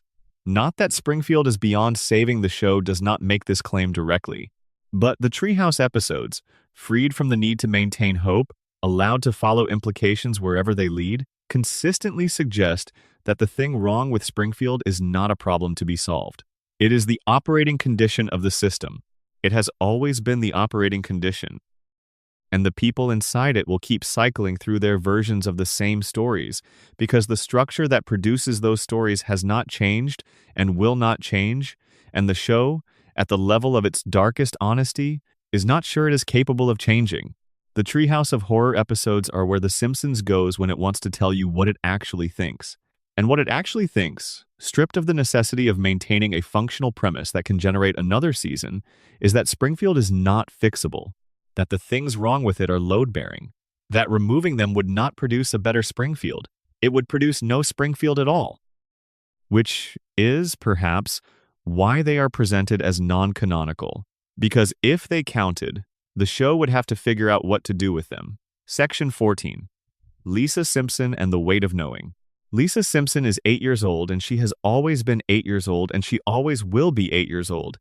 And she has spent all of that time being the smartest and most aware person in Springfield, and it has cost her everything except the thing she most wants. What she most wants is not to be alone, and she is always alone. This is the central tragedy of Lisa's character, the one the show has been building with remarkable consistency across 36 years of episodes that each illustrate some new version of it. Lisa sees things. She understands things. She asks the questions that Springfield has agreed not to ask, and when she asks them, Springfield turns away. Not in anger, usually. In the more deflating manner of collective indifference. As though the question she is asking is interesting in the way that a child's question about something complicated is interesting, worth a distracted acknowledgement, not worth sustained engagement.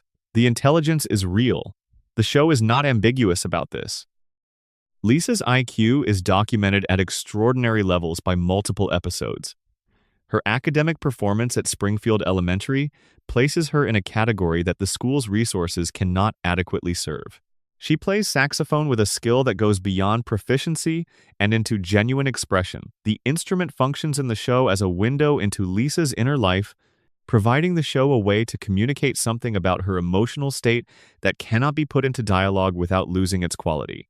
When Lisa plays saxophone, you hear a person who is deeply feeling something that the people around her are not available to receive. And the people around her are not available because they are Homer and Bart and Marge and the extended cast of Springfield, and they are all occupied with the things that occupy them. Homer with donuts and survival, Bart with schemes and the social currency of being interesting, Marge with the work of holding a household together around two people who generate chaos at a rate that full-time management can barely contain.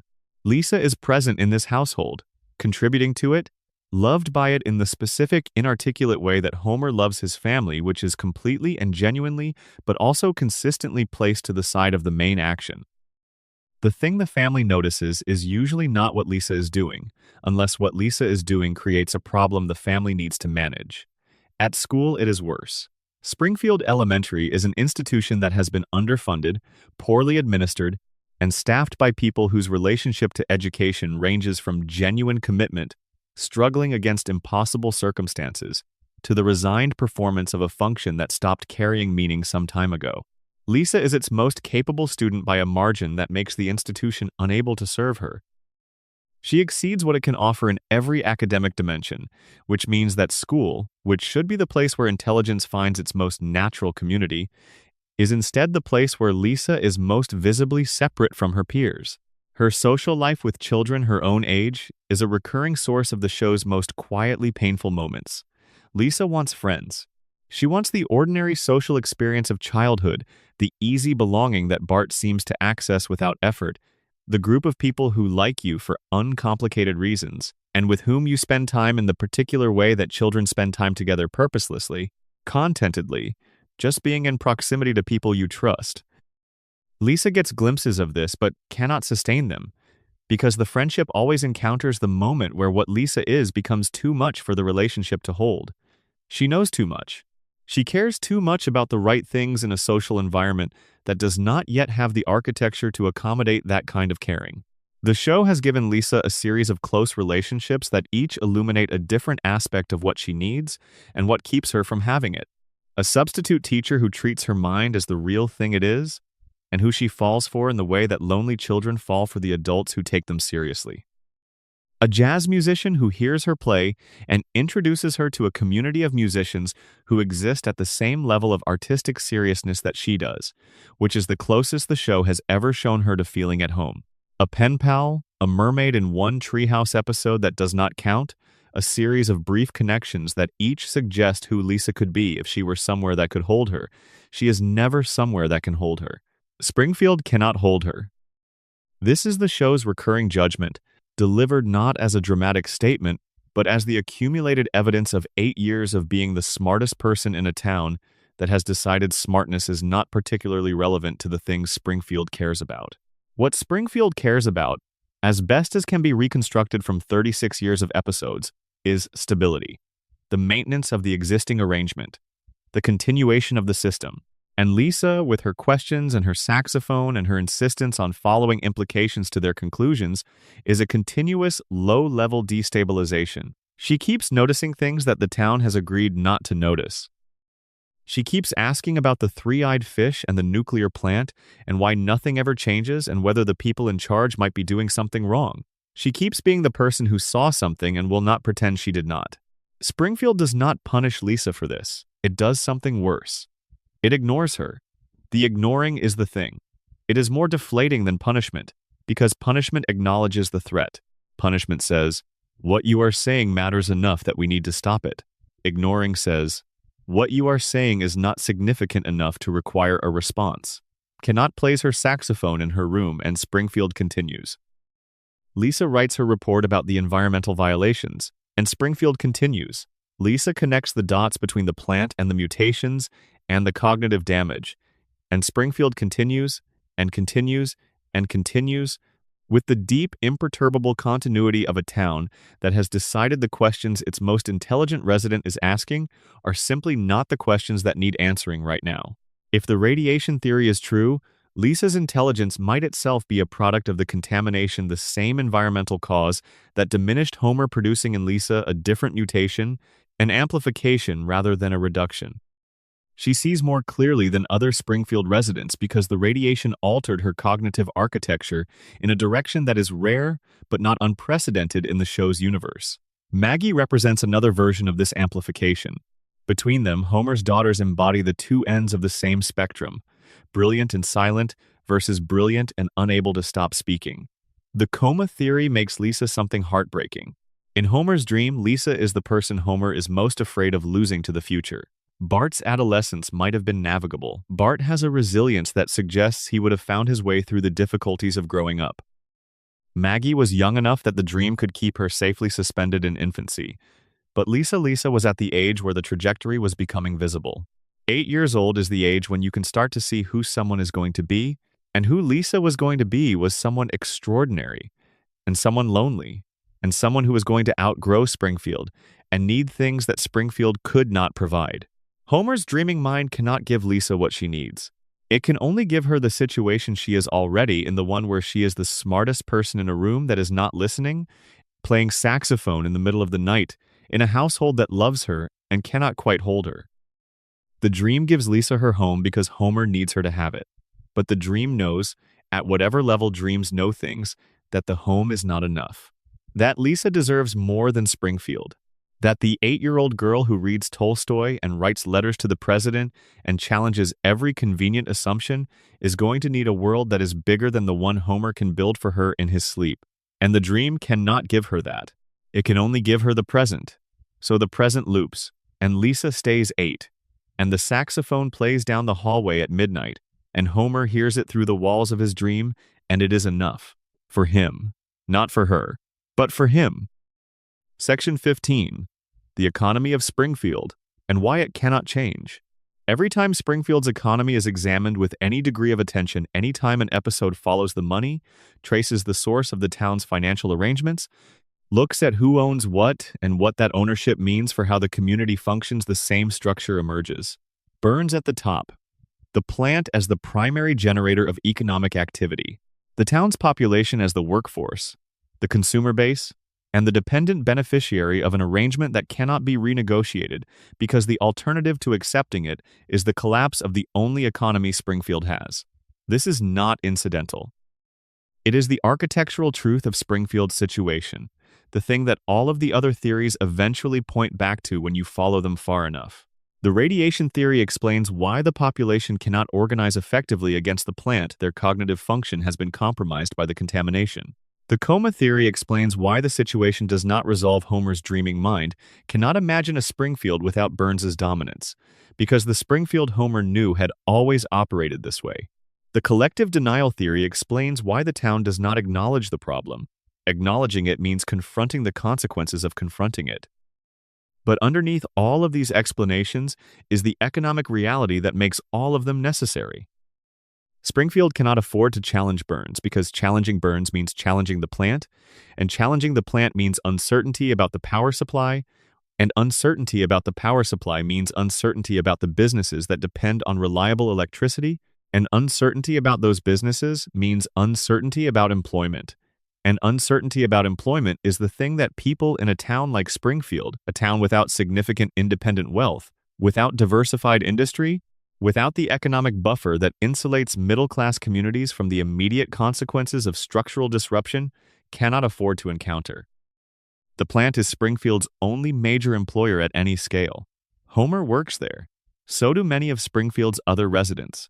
The economic ripple effects of the plant extend throughout the town's commercial infrastructure, the businesses that serve the plant's employees, the housing market supported by those employees' incomes, the tax base generated by the plant's operation that funds whatever inadequate services Springfield provides its residents. Remove the plant and you do not produce a healthier Springfield. You produce an economically devastated Springfield. This is the trap, and it is a real trap, not a fictional one. Real communities have been in exactly this situation with real industrial facilities, and the outcome in those communities has looked remarkably like Springfield. The community knows about the health effects.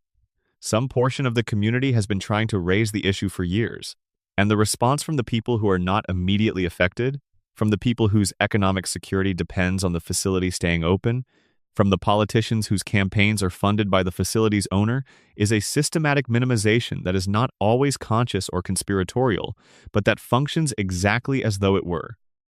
The economic dependence produces the political dependence, and the political dependence produces the regulatory capture, and the regulatory capture produces the continued operation of a facility that everyone agrees is dangerous, but that nobody is willing to close because closing it would hurt them personally. Burns does not need to bribe every official and threaten every journalist and corrupt every institution individually. He just needs the economic arrangement to be what it is, and the arrangement will do the work for him. Springfield is an extreme version of this, but it is an extreme version of something real. The show is a satire, but the thing it is satirizing exists. The Simpsons has been depicting the political economy of environmental devastation since the early 1990s, and the reason the satire has held up across decades of changed cultural and political context is that the structure it is describing has not changed. Different town, different facility, different owner, same arrangement, same outcomes, same community that cannot afford the cost of health because it is too busy surviving the cost of poverty. Burns knows all of this. He has known it since before the plant was built. The economic arrangement was designed with this knowledge incorporated. You do not need to threaten people when you have made them dependent on you.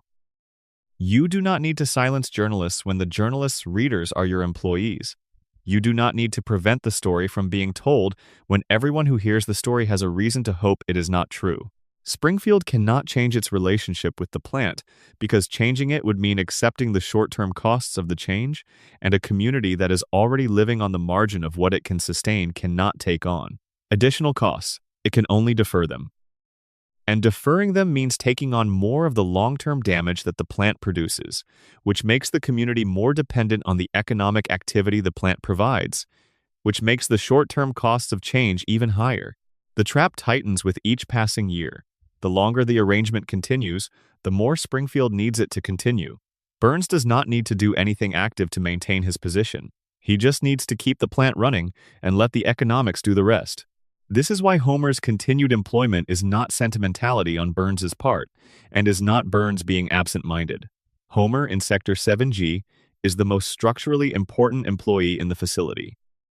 Not because of anything Homer does almost nothing, but because of what Homer prevents.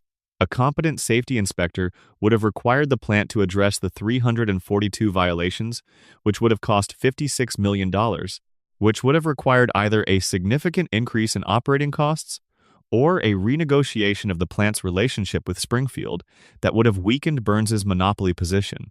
A competent safety inspector would have created documentation that regulatory agencies could have used to require accountability. Homer creates no documentation.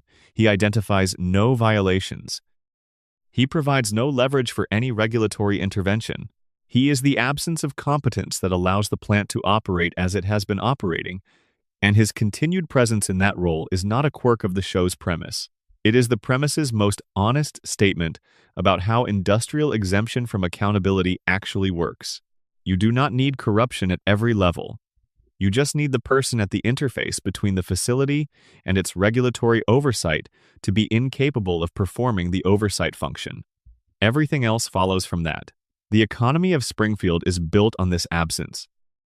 And the absence of Homer's competence is, from Burns's perspective, the most valuable thing about him. Section 16. The couch gag and what it means.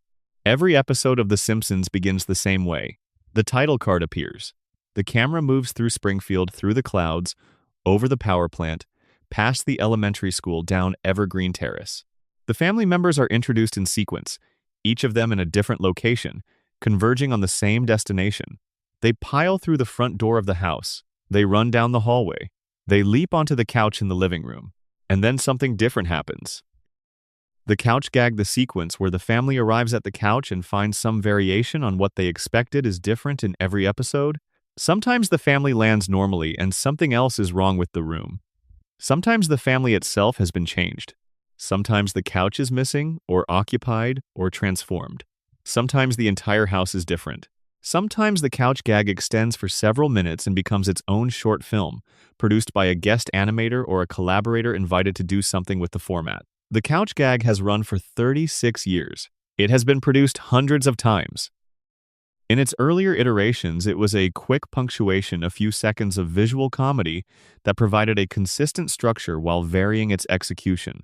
In its later seasons, it has expanded to accommodate longer, more elaborate sequences that sometimes comment on the show itself, sometimes comment on the cultural moment, sometimes simply provide an opportunity for the animators to try something that would not fit anywhere else.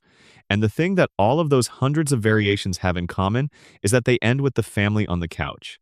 Sometimes in unexpected configurations, sometimes with strangers or interlopers, sometimes having been transformed into different beings or finding themselves in different universes. But they arrive, they sit, they look at the television, and the episode begins. This is the show's deepest commitment. Whatever variation the couch gag proposes, whatever chaos or transformation or alternative it explores, the resolution is always the same. The family is together, on the couch, in the house. Everything else can change. The family's location can change. The couch can be different or absent. Reality itself can be reorganized. But the Simpsons end up together at the end of the sequence, looking at the same television in the same general direction. Under the coma theory, the couch gag is Homer's unconscious mind performing its most essential function.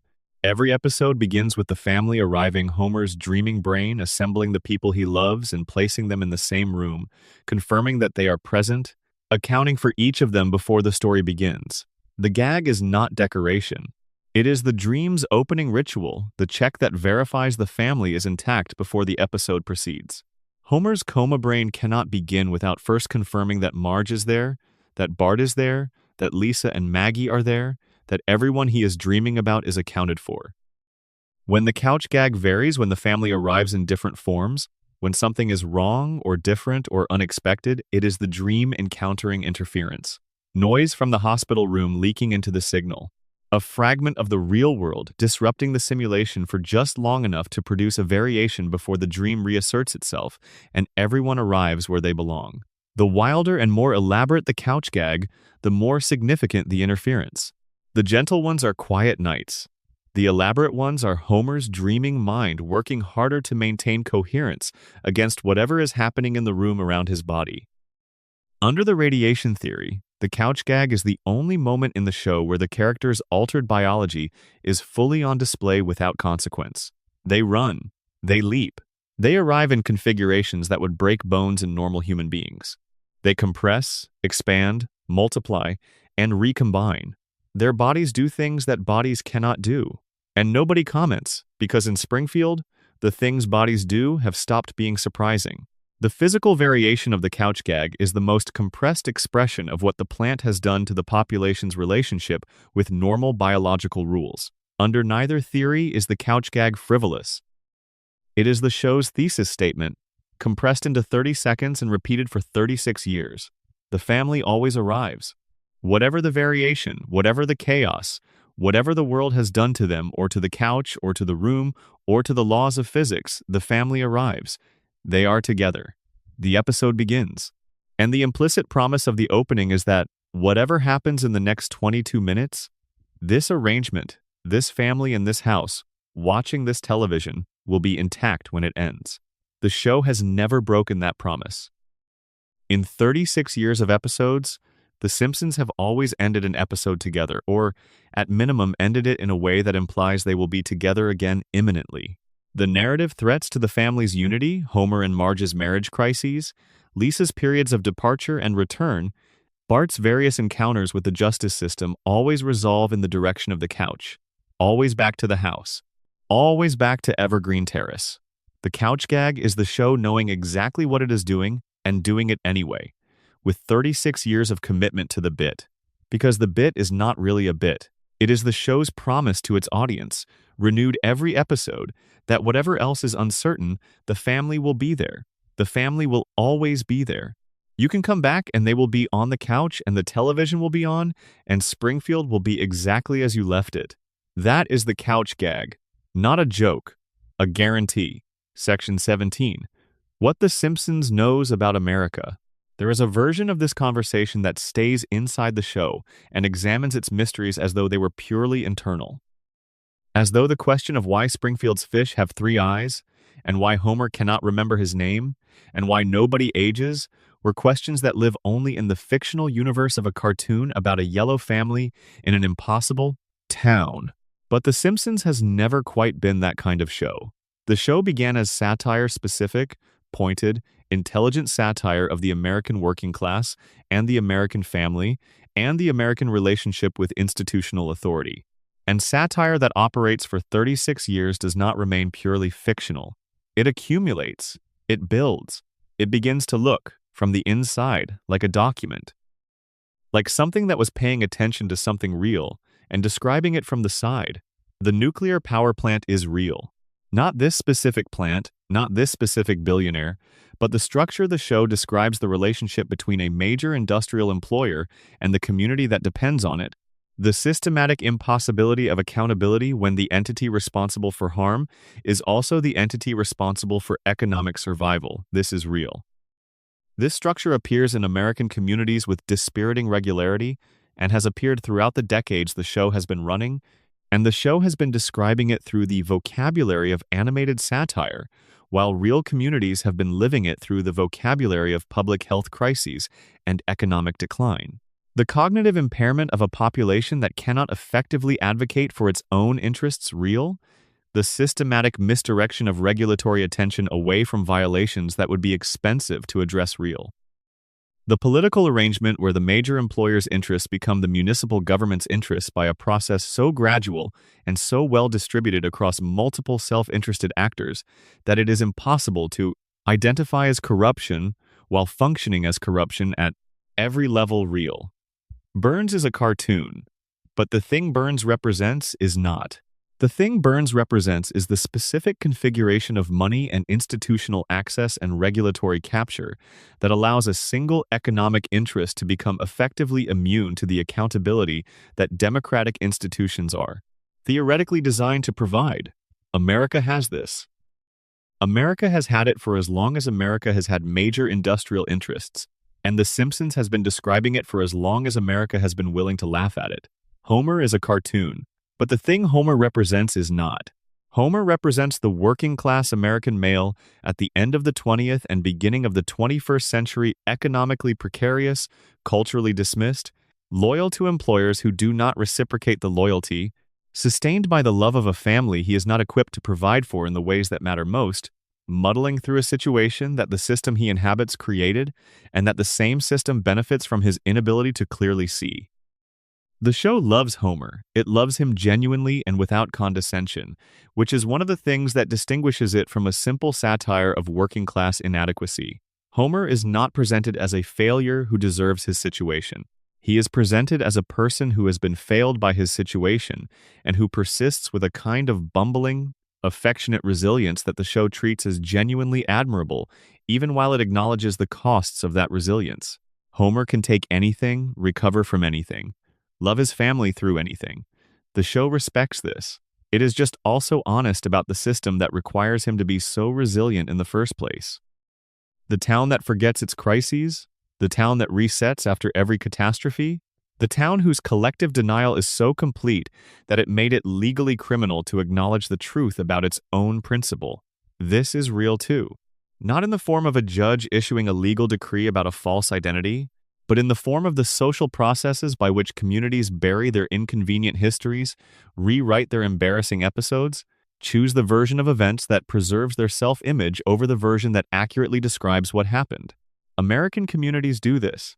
The Simpsons stages it as comedy, but the comedy holds because it is describing something real. What the show knows about America is that the American arrangement, the specific combination of democratic ideals and economic realities, of stated values and operative interests, of the things America says it believes, and the things America demonstrably does produces places like Springfield, not as aberrations, as the norm, as the predictable outcome of an economic system that organizes incentives in a specific direction and a political system that has limited capacity to redirect those incentives when they produce outcomes the stated values would condemn. Springfield is not a warning about where America is heading. The show has never been about a possible future. It has always been about the existing present, rendered in exaggerated form, with the exaggeration designed to make the real structure visible in a way that realism cannot quite manage. When something is realistic enough to be real, it can be rationalized, explained away, absorbed into the normal background of the world. When it is exaggerated just enough, when the corruption is a little more explicit, when the damage is a little more visible, when the denial is a little more dramatically staged, it becomes something you can see. The Simpsons is what America looks like when you can see it. And the reason we keep watching, the reason the show has been running for 36 years, and the reason the couch gag still plays, and the reason Homer still reaches for the donut, and the reason Bart still writes on the chalkboard, and the reason Lisa still plays the saxophone in the middle of the night is that whatever it says about the system, it says something true about the people inside it, about what it takes to love your family in the middle of a situation that the system designed to work against you. About what it takes to keep showing up, to keep trying, to keep reaching for the donut that represents everything ordinary and good that life has to offer, even when the plant is leaking and the boss forgot your name and the fish have 3 eyes, and the whole town is probably going to need a dome. Springfield does not deserve The Simpsons. The Simpsons stay anyway. That is the story. That is, underneath 36 seasons of jokes and callbacks and couch gags and treehouse of horror specials and celebrity cameos and floating timelines, the story, a family that stays, in a town that does not deserve them, because they are a family, and that is what families do. Section 18. The final theory? The audience is Springfield. After everything, after the radiation and the coma and the shooting and the immortality and the denial and the silence and the predictions and the conspiracies and the geography and the timeline, there is one more theory, the one that contains all the others, the one that explains not just Springfield but our relationship to it. The audience is Springfield. We are the people who looked at the three-eyed fish and accepted it. We are the people who watched the dome go up and moved on to the next episode. We are the people who have been told for 36 years that the plant is dangerous and the billionaire is corrupt and the safety inspector is sleeping and none of it is being fixed. And we have watched and we have laughed and we have come back the following Sunday and pressed play again. We are the people who voted to keep Armin Tamzarian because the lie is more comfortable than the truth, because renegotiating the terms of what we have always believed is harder than maintaining the fiction. We are the people who accepted the floating timeline because it was easier than acknowledging what it means that 36 years have passed and the children have not grown up, and we are older now, and the show that was brand new when we first watched it has been running for longer than we have. Been adults. The mysteries of Springfield are not in the show. They are in us. They are in the reason we find a glowing nuclear plant funny rather than alarming. They are in the reason we accept a billionaire who blocks out the sun as a comedy antagonist rather than a portrait of something real. They are in the reason we laugh at Homer's incompetence, rather than asking what kind of economic arrangement produces a world where a man with an IQ of 55 is the only available option for safety inspector at an active nuclear reactor. We laugh because the show asks us to, and because the show has been asking us to for so long that the laughter is now reflexive. We recognize the jokes before they land. We quote them before the character speaks them. We have internalized Springfield so thoroughly that we have become, in some small but significant way, the people who live there. The people who know about the violations and have decided that the violations are someone else's problem. The people who have been told about the contamination and have chosen the comfortable fiction of cartoon logic. The people who have watched the same families cycle through the same situations for 3.5 decades and found this comforting rather than troubling. We have become the people who choose the lie because the truth is more expensive than we can currently afford. This is not a criticism. The show does not intend it as a criticism. The show has too much love for the people. It describes both the characters inside it and the audience watching them to simply condemn the choice. Springfield's choice to maintain its comfortable fictions is not stupidity. It is the very human decision to preserve the things that make it possible to function in a world that is asking more of you than you have to give. We choose Springfield because we need somewhere that does not change. We need the couch to still be there. We need Bart to still be 10, and Lisa to still be 8, and the donut to still be coming, and Homer to still be stumbling through the door at 5:30 on a weeknight. We need it because the world outside the television is full of things that are changing faster than we can process and demanding responses we do not always have, and Springfield is always exactly what it was when we left it. Springfield offers us what Homer's coma offers him: a world that does not ask you to keep up, a family that does not age past the moment you loved them most, a loop that comes back to the beginning of every episode and starts over without the weight of everything that happened before. We trap the Simpsons on the couch because we need them there. We maintain their floating timeline because the alternative, a timeline that lands, a show that ages its characters, a Springfield that faces the consequences of what has been happening in it for 36 years, is a show that would eventually have to end. And the show ending means Springfield is gone. And Springfield being gone means the place we go when we need somewhere that does not change is no longer available. The greatest conspiracy in the history of The Simpsons is that we are the conspirators. We are the ones who agreed not to notice. We are the ones who keep the loop running. We are the ones who tune in every Sunday, or every sleepless night, or whenever we need the particular comfort of a yellow family on a familiar couch in an impossible town, and we say, yes, still, keep going, don't change. And Springfield says, of course, we never do. The plant keeps running. Burns keeps living, Homer keeps reaching, Bart keeps skating, Lisa keeps playing, Maggie keeps watching. The couch gag plays, the credits roll, and we go to sleep in Springfield the same way we always have, in the company of a family that has never once asked us to leave, in a town that has never once insisted we look at the things it has been leaving out in plain sight. Good night, Springfield. We'll see you next episode. We always do. Thank you for the full 4 hours. Wherever this found you, whatever time it is, whatever state you're in, I hope Springfield was good company. Drop a comment with your location and the time you're watching from. And if you haven't subscribed, now is the right moment. There's always more Springfield. There always will be. Good night. Section 19. Bart Simpson and the Mask of the Troublemaker. Bart Simpson is the most misread character in The Simpsons.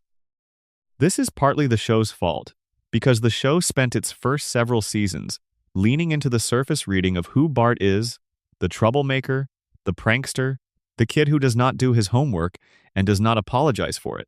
He was the character the 80s found most legible, most marketable, most expressible on a t-shirt in a font that suggested rebellious authority rejection without requiring any particular engagement with what was underneath. Eat my shorts. Don't have a cow, man. Underachiever and proud of it. The marketing worked. Bart Simpson in the early 90s was a cultural icon defined almost entirely by his surface.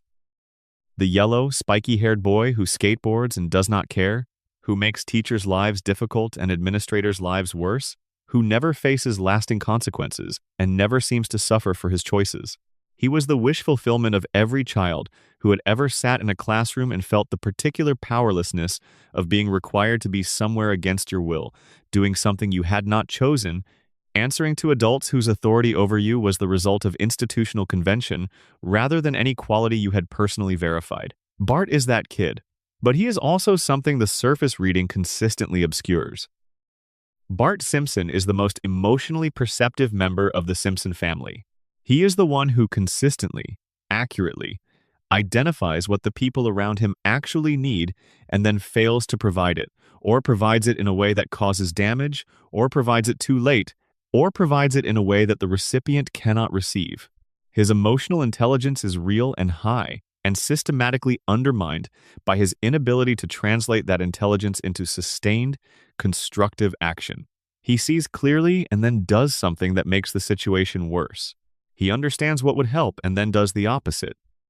He is a person with genuine insight and limited impulse control, and the gap between those two things is where most of his damage originates. The pranks are not random. They are never truly random. The targets of Bart's pranks are people and institutions that have earned his contempt through some authentic failure, a teacher who is going through the motions, an administrator more interested in rules than in the students the rules are supposed to serve, a community event that celebrates things that Bart has correctly identified as not deserving celebration. Bart's comedic cruelty is almost never without a basis. He is punching at things that have it coming, in ways that are disproportionate and often collateral, but not without justification. The show makes this explicit in its treatment of Bart's relationship with Lisa. He and Lisa should not be friends. By the social logic of their ages and their interests and their positions in the elementary school ecosystem, they should be at best strangers and at worst enemies. Lisa is the dedicated student, the earnest achiever, the kid who puts her hand up when she knows the answer and cares about getting it right. Bart is the opposite of all of this in every visible dimension. They should have nothing to offer each other. And yet they are the closest friendship in the show. The relationship between Bart and Lisa is the most consistently supportive and most honestly portrayed bond in the entire series. When Lisa is in genuine pain when she has encountered something too heavy for her to carry alone, she goes to Bart.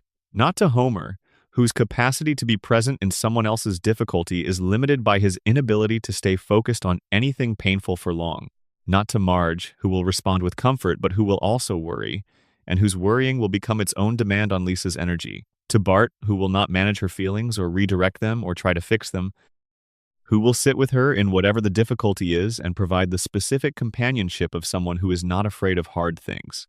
Bart does this imperfectly and inconsistently, and sometimes his help causes additional problems. But the impulse is genuine. He sees Lisa struggling and he feels it, and he tries to do something about it. This is emotional intelligence. It is applied with the skill level of a 10-year-old boy who has never been taught how to support someone, but the underlying perception is real.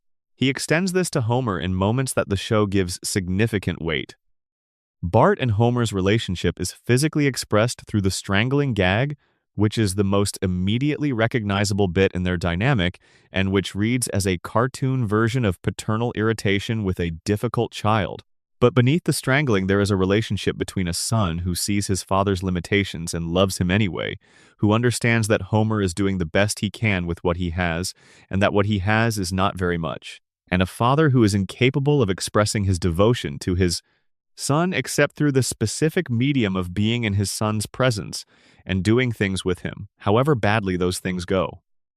The episode where Bart gets Homer a card for Father's Day is one of the show's most honest emotional moments.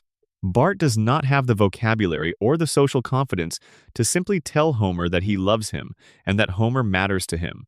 What he does is create an elaborate workaround, involving considerable personal cost and effort, to produce an expression of feeling that he could not achieve through direct communication. The workaround is Bart. The feeling underneath it is as straightforward and sincere as any feeling the show has ever depicted. The academic failure is worth examining carefully, because the show is consistent enough about it to suggest that it is not indifference. Bart is not stupid. He is not incapable of learning. He consistently demonstrates insight, problem-solving ability, and creative thinking that are at odds with his academic record. What he is, consistently, is unable to engage with a system that has decided what matters and how it should be delivered and in what order, and that expects him to receive this content in a way that matches the system's preferred mode, whether or not it matches the way his mind actually works. Bart cannot sit in a classroom and absorb information presented through the medium of board institutional delivery and evaluate it on a schedule designed for the average of a group of students who do not include him. He can, when something genuinely interests him, learn with remarkable speed. He can, when a task has real stakes in a domain he cares about, apply himself with intensity. He cannot perform the specific kind of attention that Springfield Elementary requires across the subjects. Springfield Elementary teaches at the pace Springfield Elementary teaches them, within the structure Springfield Elementary has decided is how learning works. The radiation theory offers one reading of this. Bart's neurology, altered by the same environmental exposure that produced Homer's impairment and Maggie's amplification, may simply function differently from the architecture that formal schooling assumes. The school was not designed for him. It was designed for a version of a child that radiation has not altered, and Bart is not that version. The coma theory offers another. In Homer's dream, Bart is the child Homer most needed to believe in. Homer's relationship with his own educational history is complicated. He was not a successful student, was not encouraged to think of himself as someone capable of academic achievement, and carries the specific weight of a man who suspects the life he has is partly the result of doors that were never opened because no one told him they existed. In the dream, Bart is Homer's second chance. Not a second chance at academic success. Homer's dream does not require that Bart excel in school, because Homer's dream knows that school success and life success do not have the clean relationship that schools claim. Bart is Homer's second chance at resilience, at the ability to take a punch and get back up and find a way through, at the specific form of survival that Homer has had to master, projected onto a child who has the youth and the energy and the creativity to make something more interesting out of it than Homer was able to. Bart is doing fine.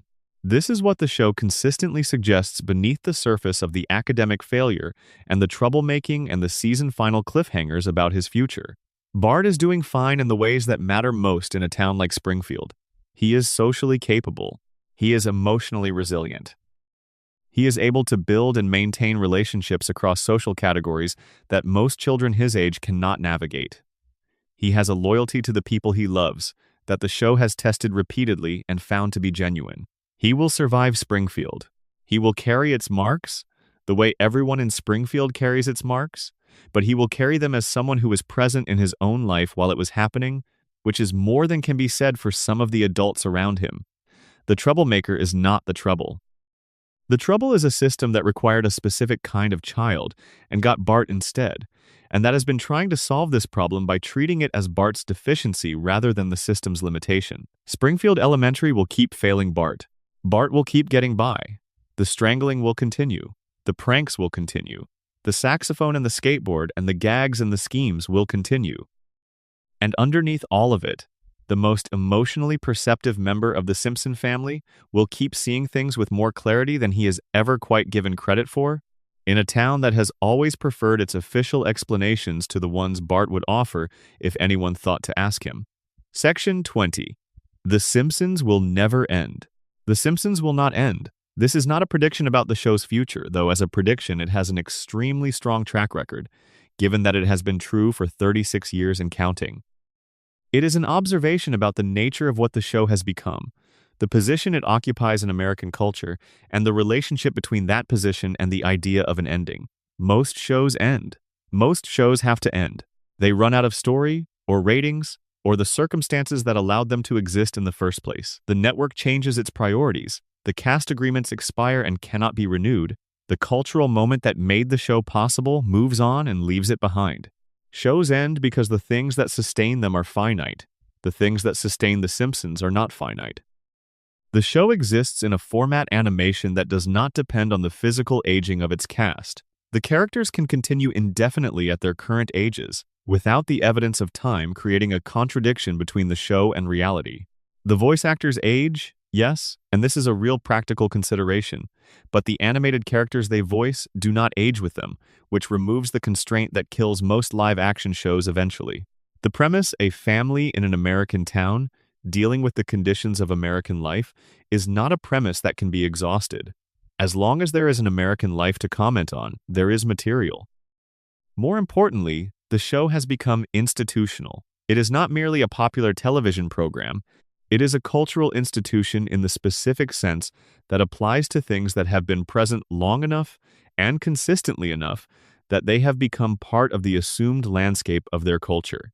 The Simpsons is present in the way that the music of a certain decade is present, not because anyone made a specific decision to keep it present, but because it was encountered often enough and deeply enough by enough people during formative periods of their cultural development that it has become part of the infrastructure through which they understand the world. Institutions do not end the way shows end. They change, sometimes drastically. They become less relevant in some contexts and more relevant in others. They go through periods of diminishment and periods of renewed attention. But ending them, truly ending them, removing them from the cultural landscape requires something more dramatic than simply declining ratings or the exhaustion of story possibilities. It requires the disappearance of the thing they are institutional for. And The Simpsons is institutional for the idea that American family life can be examined through the specific vocabulary of animated comedy with intelligence and love and genuine honesty. And that idea is not going anywhere. The show knows it will not end. There are moments scattered through the later seasons where this awareness surfaces, where the show appears to be commenting on its own permanence, on the unusual situation of being a cultural artifact that has outlasted its original context and is still running in the context that replaced it, and the context that replaced that. The show was made for a specific cultural moment in the late 1980s and early 1990s, and that moment is over, and The Simpsons is still here, and the show is aware of this and has occasionally tried to figure out what to do with the awareness. The answer it has mostly arrived at is to keep doing what it does. Keep putting the family on the couch. Keep running the couch gag. Keep cycling through the Springfield ensemble, revisiting the dynamics that have been established across decades, finding new combinations and new situations that generate new comedy from the same fundamental elements. The show has been doing this for so long that it has become its own tradition, a recurring event in the calendar of American television that happens every fall and continues through the spring, producing episodes that range from outstanding to forgettable, all of them accumulating in the archive that keeps growing without any clear principle of when it might stop. The theories we have explored tonight, all of them, every framework and every piece of evidence and every connection that has been made across hours of Springfield, are themselves evidence of the show's permanence. Theories like the ones we have discussed do not accumulate around shows that are simply entertaining. They accumulate around shows that have been present long enough and deeply enough that they have become objects of genuine intellectual engagement. The Homer coma theory was not generated by a casual viewer who watched a few episodes. It was generated by someone who had watched enough of the show to notice a pattern that spans seasons, who cared enough about the show to follow the pattern to its conclusion, and who existed in a context where sharing that conclusion with other people who shared the same investment was possible. The show generated these theories by being the kind of show that rewards sustained attention, and by being present long enough that sustained attention could accumulate across years and decades and converge into a community of viewers who have been watching together for their entire adult lives and who have things to say about what they have seen. The Simpsons will not end because the audience will not end. Because the people who have been watching since 1989 are still watching, and the people who discovered it in the 1990s are still watching, and the people who found it through streaming in the 2010s are still watching, and new people keep finding it because it is everywhere, and it has always been everywhere for their entire lives, and they eventually settle in front of it, the way you eventually settle in front of something that has been available for your entire life and that everyone around you seems to have a relationship with.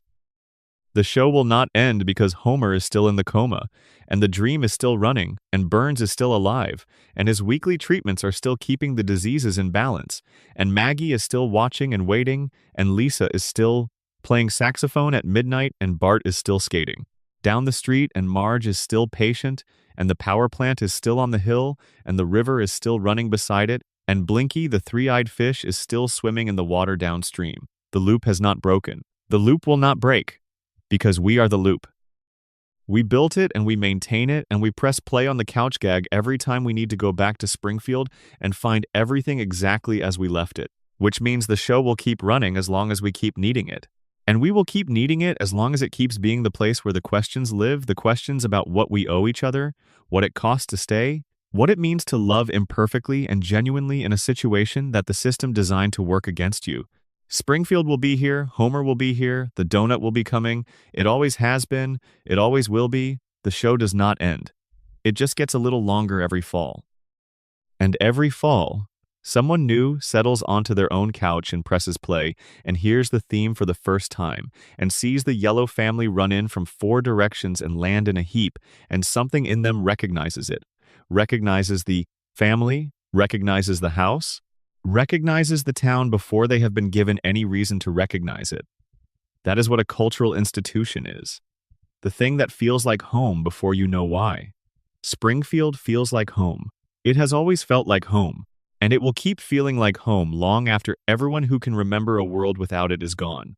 That is the final theory, the one that explains everything, the one that all the others have been building toward without quite saying it directly. We made Springfield, and Springfield made us, and neither of us is letting go.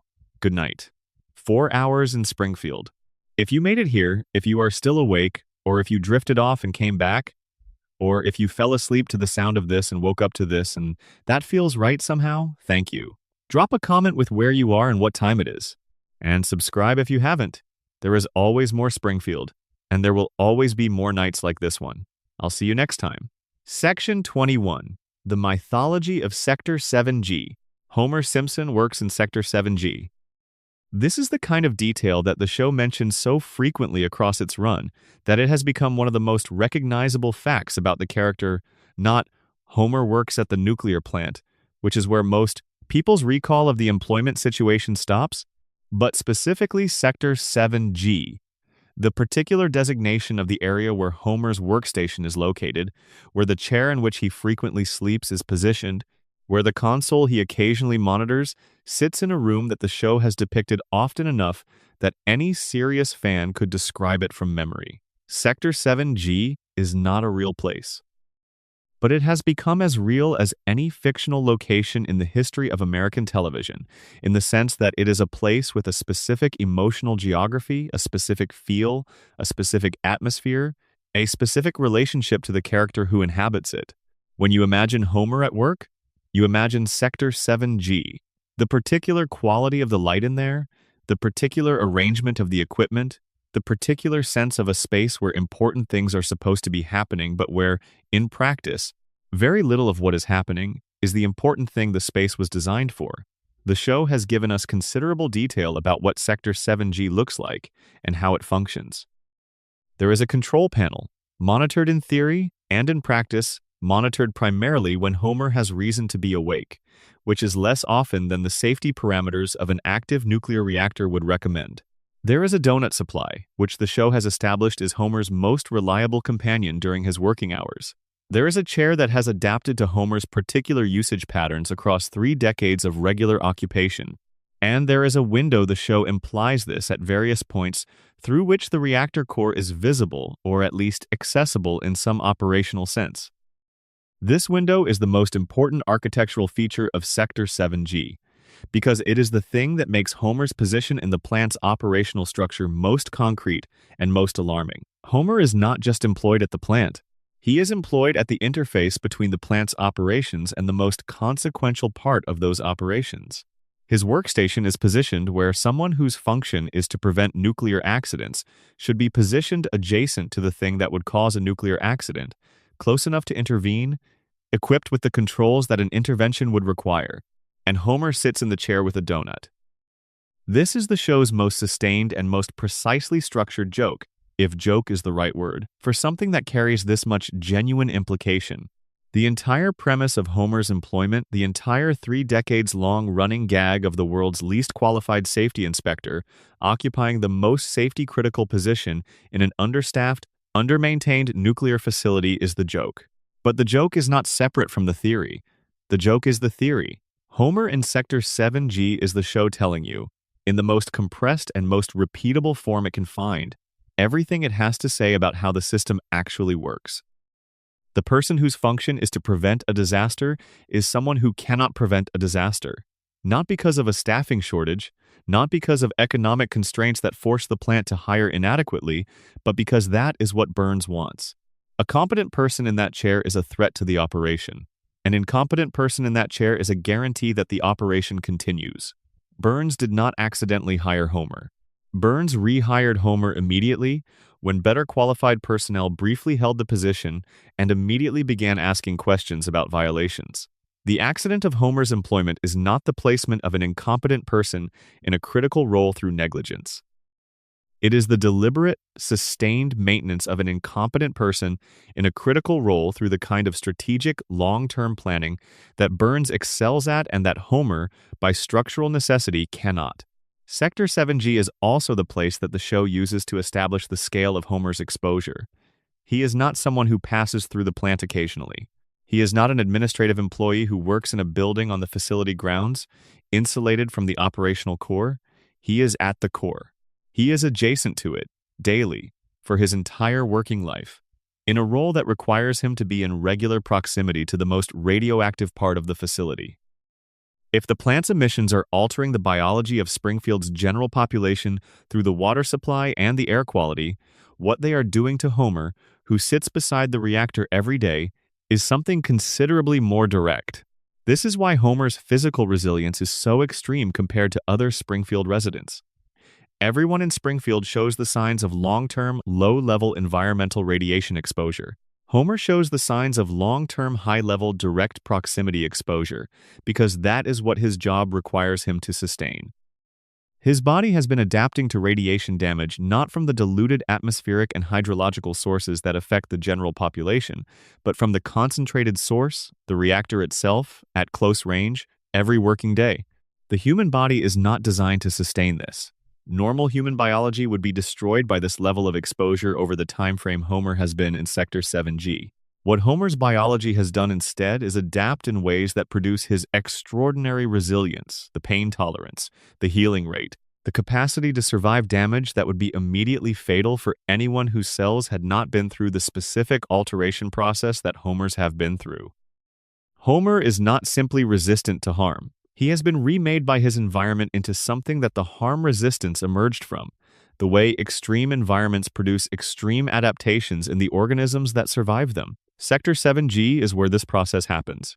Every day, Homer goes to work, sits in the chair, eats the donut, half watches the console, and his body continues its ongoing process of adaptation to an environment that should be killing him. And instead of dying, Homer becomes progressively more indestructible. The radiation that is destroying the rest of Springfield cognitively, biologically, in every measurable dimension, is building Homer into something that can take anything. This is the cruel irony at the heart of Homer's employment. Burns keeps Homer in Sector 7G because an incompetent safety inspector serves the plant's operational interests. But the plant's proximity also serves Homer in a way that Burns may or may not have calculated. Homer's continued employment at the reactor core is, paradoxically, the thing that makes Homer physically capable of continuing his employment at the reactor core. The radiation that should kill him is the radiation that makes him able to withstand radiation. He is being made resistant to the very thing being used to manage his incompetence. If Homer ever became smart enough to leave, if someone removed the crayon, if the fog cleared, if the architecture of his situation became visible to him in its true form, he would be leaving the source of his most remarkable adaptation. The Homer who walks out of Sector 7G is the Homer who loses the thing the reactor has been building in him for 30 years, not his intelligence, which is suppressed rather than altered, but his resilience, which is real and which comes directly from the same source as the suppression. You cannot have the indestructible Homer without the reactor Homer. The adaptation and the damage are the same process expressed in different biological dimensions. Homer cannot leave because he cannot see the trap, and the thing that keeps him from seeing the trap is the same thing that is building the trap into his body. Sector 7G is not just Homer's workplace. It is the machine that makes Homer what he is, in every dimension that matters: cognitive and biological, comic and tragic. The man the show needs, and the man the system made. He will be there tomorrow. Chair, donut, console. The reactor humming behind him. The window with its implications. The 342 violations all around him, unaddressed and unrecorded. And Homer, in the chair, already halfway to the dream. Section 22. Marge Simpson and the cost of staying. The most important word in any analysis of Marge Simpson is the one that is used most often to describe her, and that least adequately captures what the show is actually depicting when it shows her in operation. That word is patient. Marge is patient. This is universally agreed upon. constantly referenced, treated as the defining characteristic of who she is. The thing that makes her capable of sustaining a marriage to Homer, of raising 3 children with their respective demands, of maintaining a household that would overwhelm anyone operating at a normal level of psychological resilience. Her patience is real, and it is extraordinary, and it is, in the show's consistent presentation of it, the foundation on which the entire family rests. But patience is not a natural state. Patience is an achieved state. It is what you arrive at after processing the impulse toward impatience, after working through the frustration or the anger or the despair, and arriving on the other side of it in a place where equanimity is possible. Patience is not the absence of the more difficult emotions. It is what they become when someone with sufficient internal resources and sufficient motivation to stay present chooses to keep working through them. Marge has those internal resources. She has the motivation. She has chosen, consistently and repeatedly, across 36 years of situations that would justify not choosing it, to stay. And the show takes this choice seriously in a way that the casual reading of her as the patient wife does not. Marge is not passive. Marge is making an active, continuous decision to remain in a situation that requires more from her than it gives back. Consider what Marge's daily life actually involves.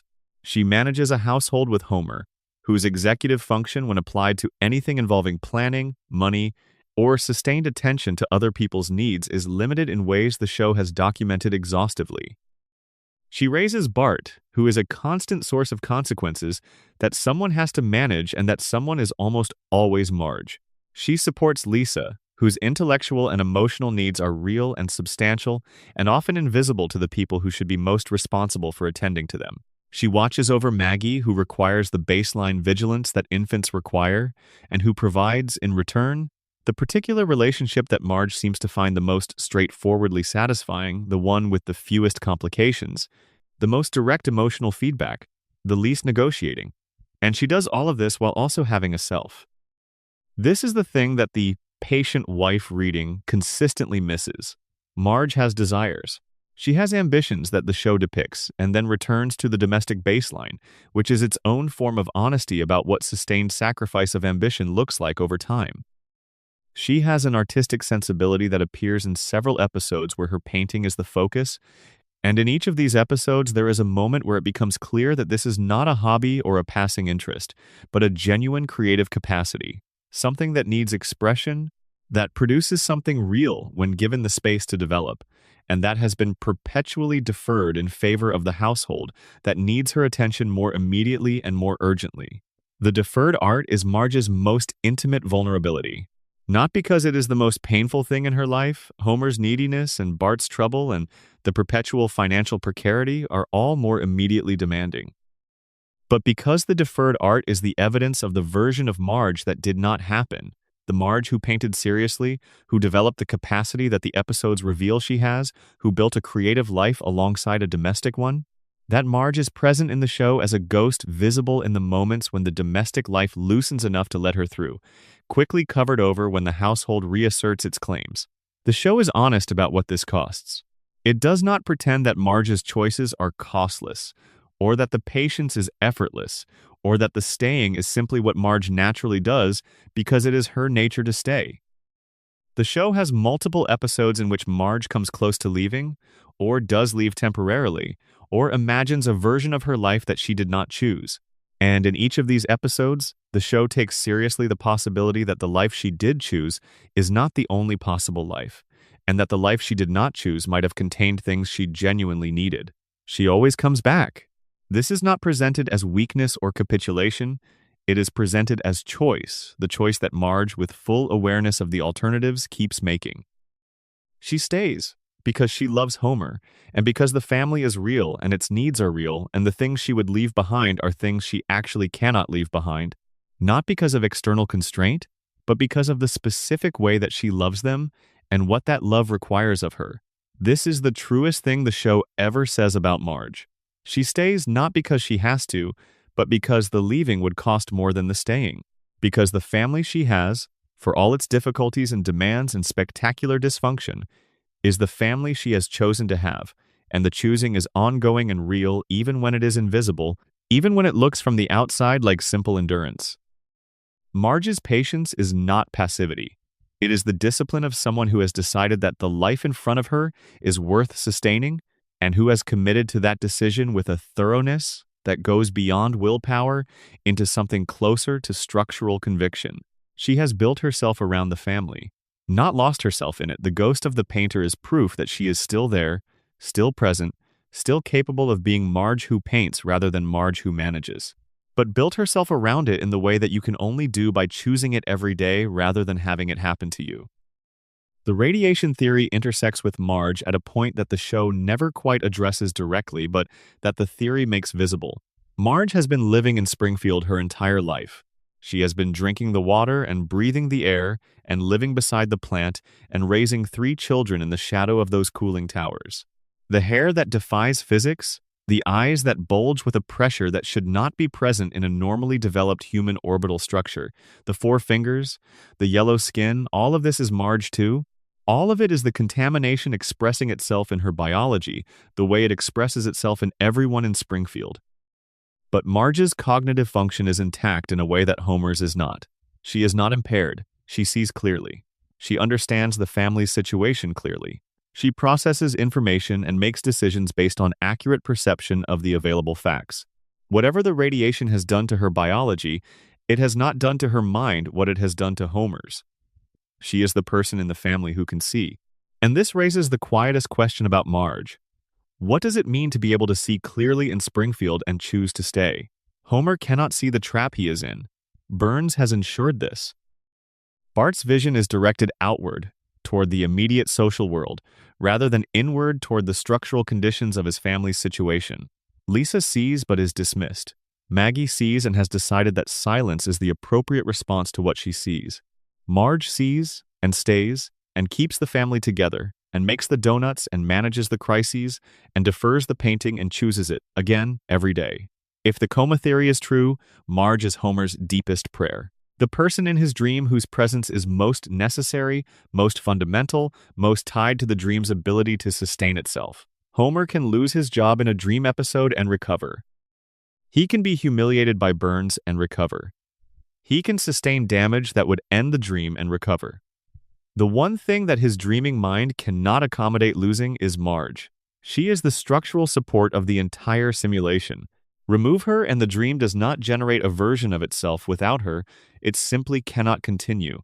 In every episode where the marriage is threatened, in every arc where Homer has done something sufficiently wrong that Marge considers leaving, the dream becomes most unstable.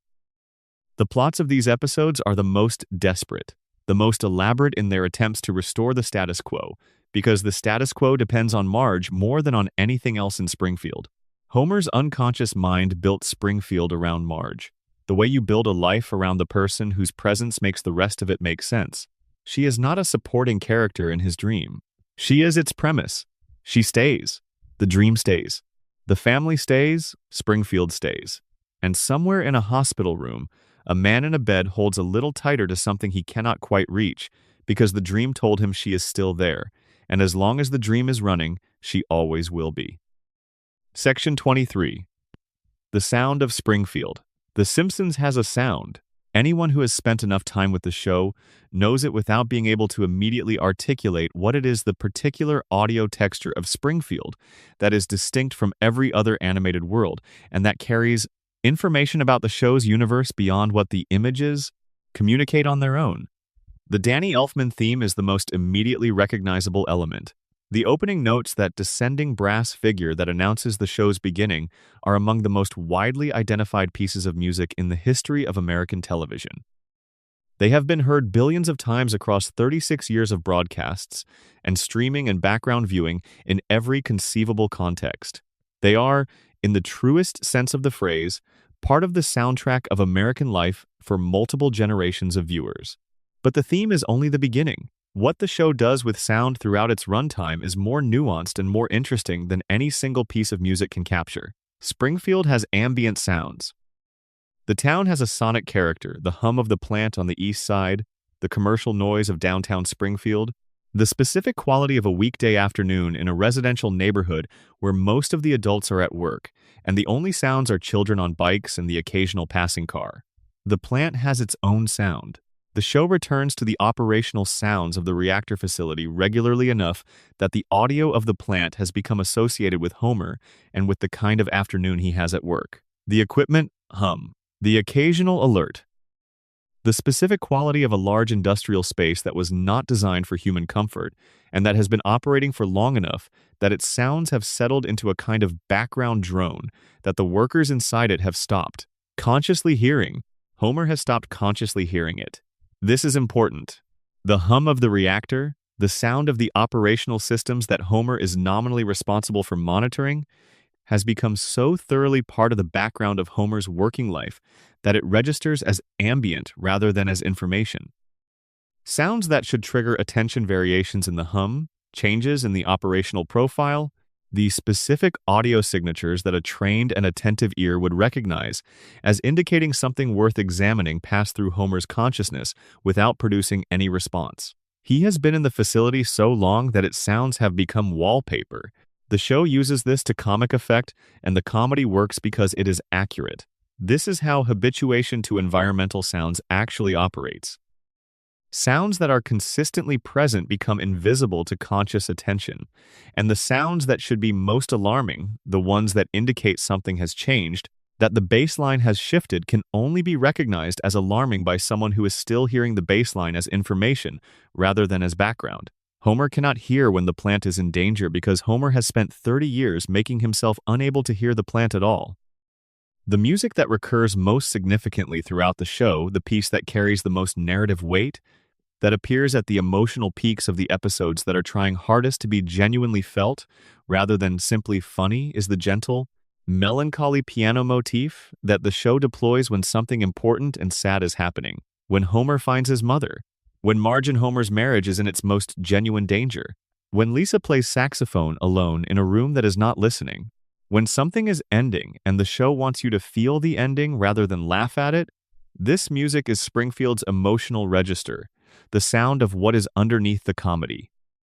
It is the sound of the show knowing what it is doing, knowing that it is depicting something that deserves to be felt as well as laughed at, something that is funny because it is true and sad because it is true, and both of those things at once, because that is the register that real life operates in, and that satire, when it is working at its best, can reach.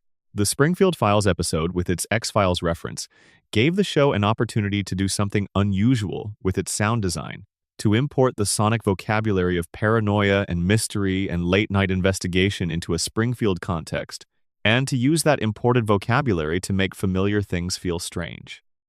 The show took the sounds that its audience associated with dread and disclosure and the revelation of hidden truths and placed them over images of Springfield that were entirely familiar, and the result was a Springfield that suddenly felt different, that felt, for a moment, like a place where the hidden truths might actually be discovered rather than simply suspected.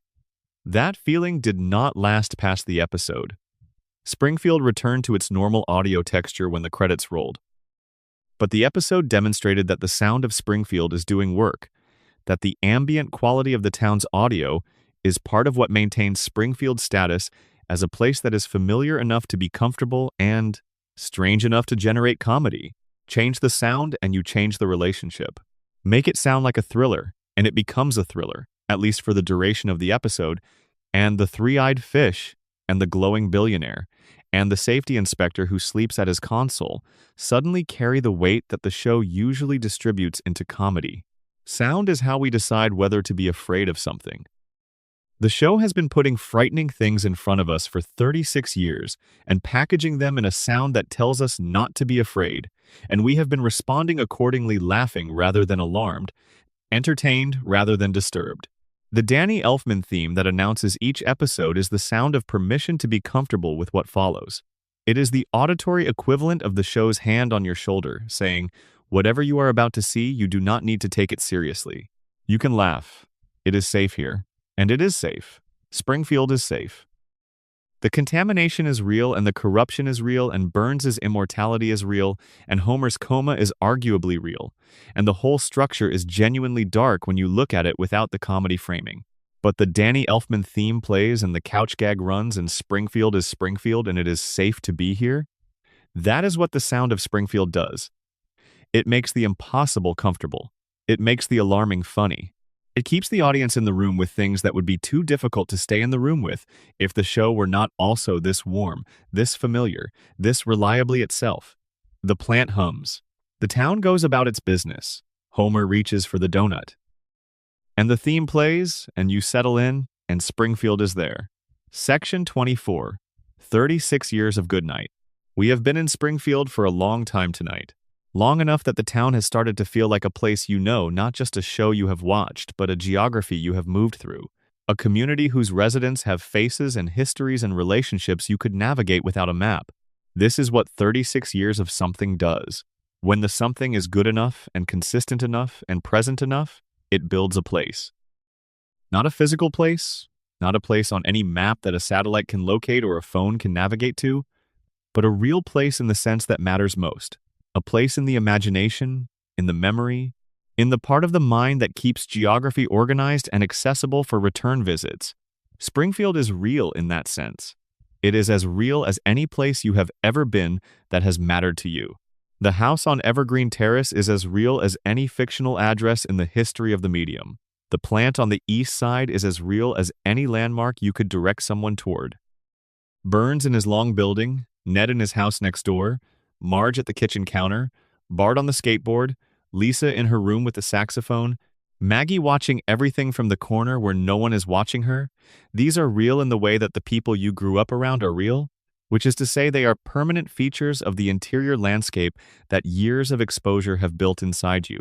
The theories we have spent tonight exploring are one way of being serious about this reality. They are a way of saying, this place deserves to be examined. The things that happen here are worth thinking about carefully. The patterns are worth tracing. The questions that the show raises and never answers are worth sitting with rather than waving off as cartoon logic or production convenience. Because the show raises real questions. It raises them inside comedy, dressed in yellow, framed with a couch gag and a Danny Elfman theme that tells you it is safe to laugh. But underneath the comedy, the questions are real. What does it cost a community to depend economically on the thing that is damaging it?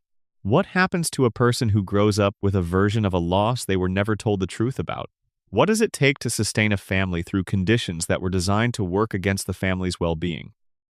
What does a town look like when it decides that the comfortable lie is more sustainable than the true discomfort? What does it mean to be the smartest person in a room that has decided not to use intelligence for anything that would require changing the current arrangement? These are not cartoon questions. These are the questions that real communities, real families, real people have been working with for as long as communities and families and people have existed. The Simpsons is asking them through the medium of an animated comedy about a yellow family in an impossible town, which is one of the more honest ways to ask them, because comedy can say things that realism cannot, and the distance of animation can provide a frame that makes the questions approachable rather than paralyzing. We went to Springfield tonight to fall asleep. That is the premise. And maybe that is exactly right. Maybe Springfield is the right place to bring all of these questions at the end of a long day, to let them unfold slowly and in order, to hear them articulated in a voice that is trying to be gentle with them, and then to let them go into the specific kind of sleep that comes after you have been somewhere that made you think about things that matter. The coma might be real. The radiation is certainly real in its effects. The shooting was never quite solved. Burns will keep living. Maggie will keep watching. The timeline will keep floating. Springfield will keep forgetting. And Homer will keep reaching for the donut, the chair, the console, the dream that he built around his family, and that his family does not know they are inside. And we will keep coming back. Not because we have to, but because we want to. Because Springfield is the town that will always be there when we need somewhere familiar. Because the family on the couch will always make room for one more.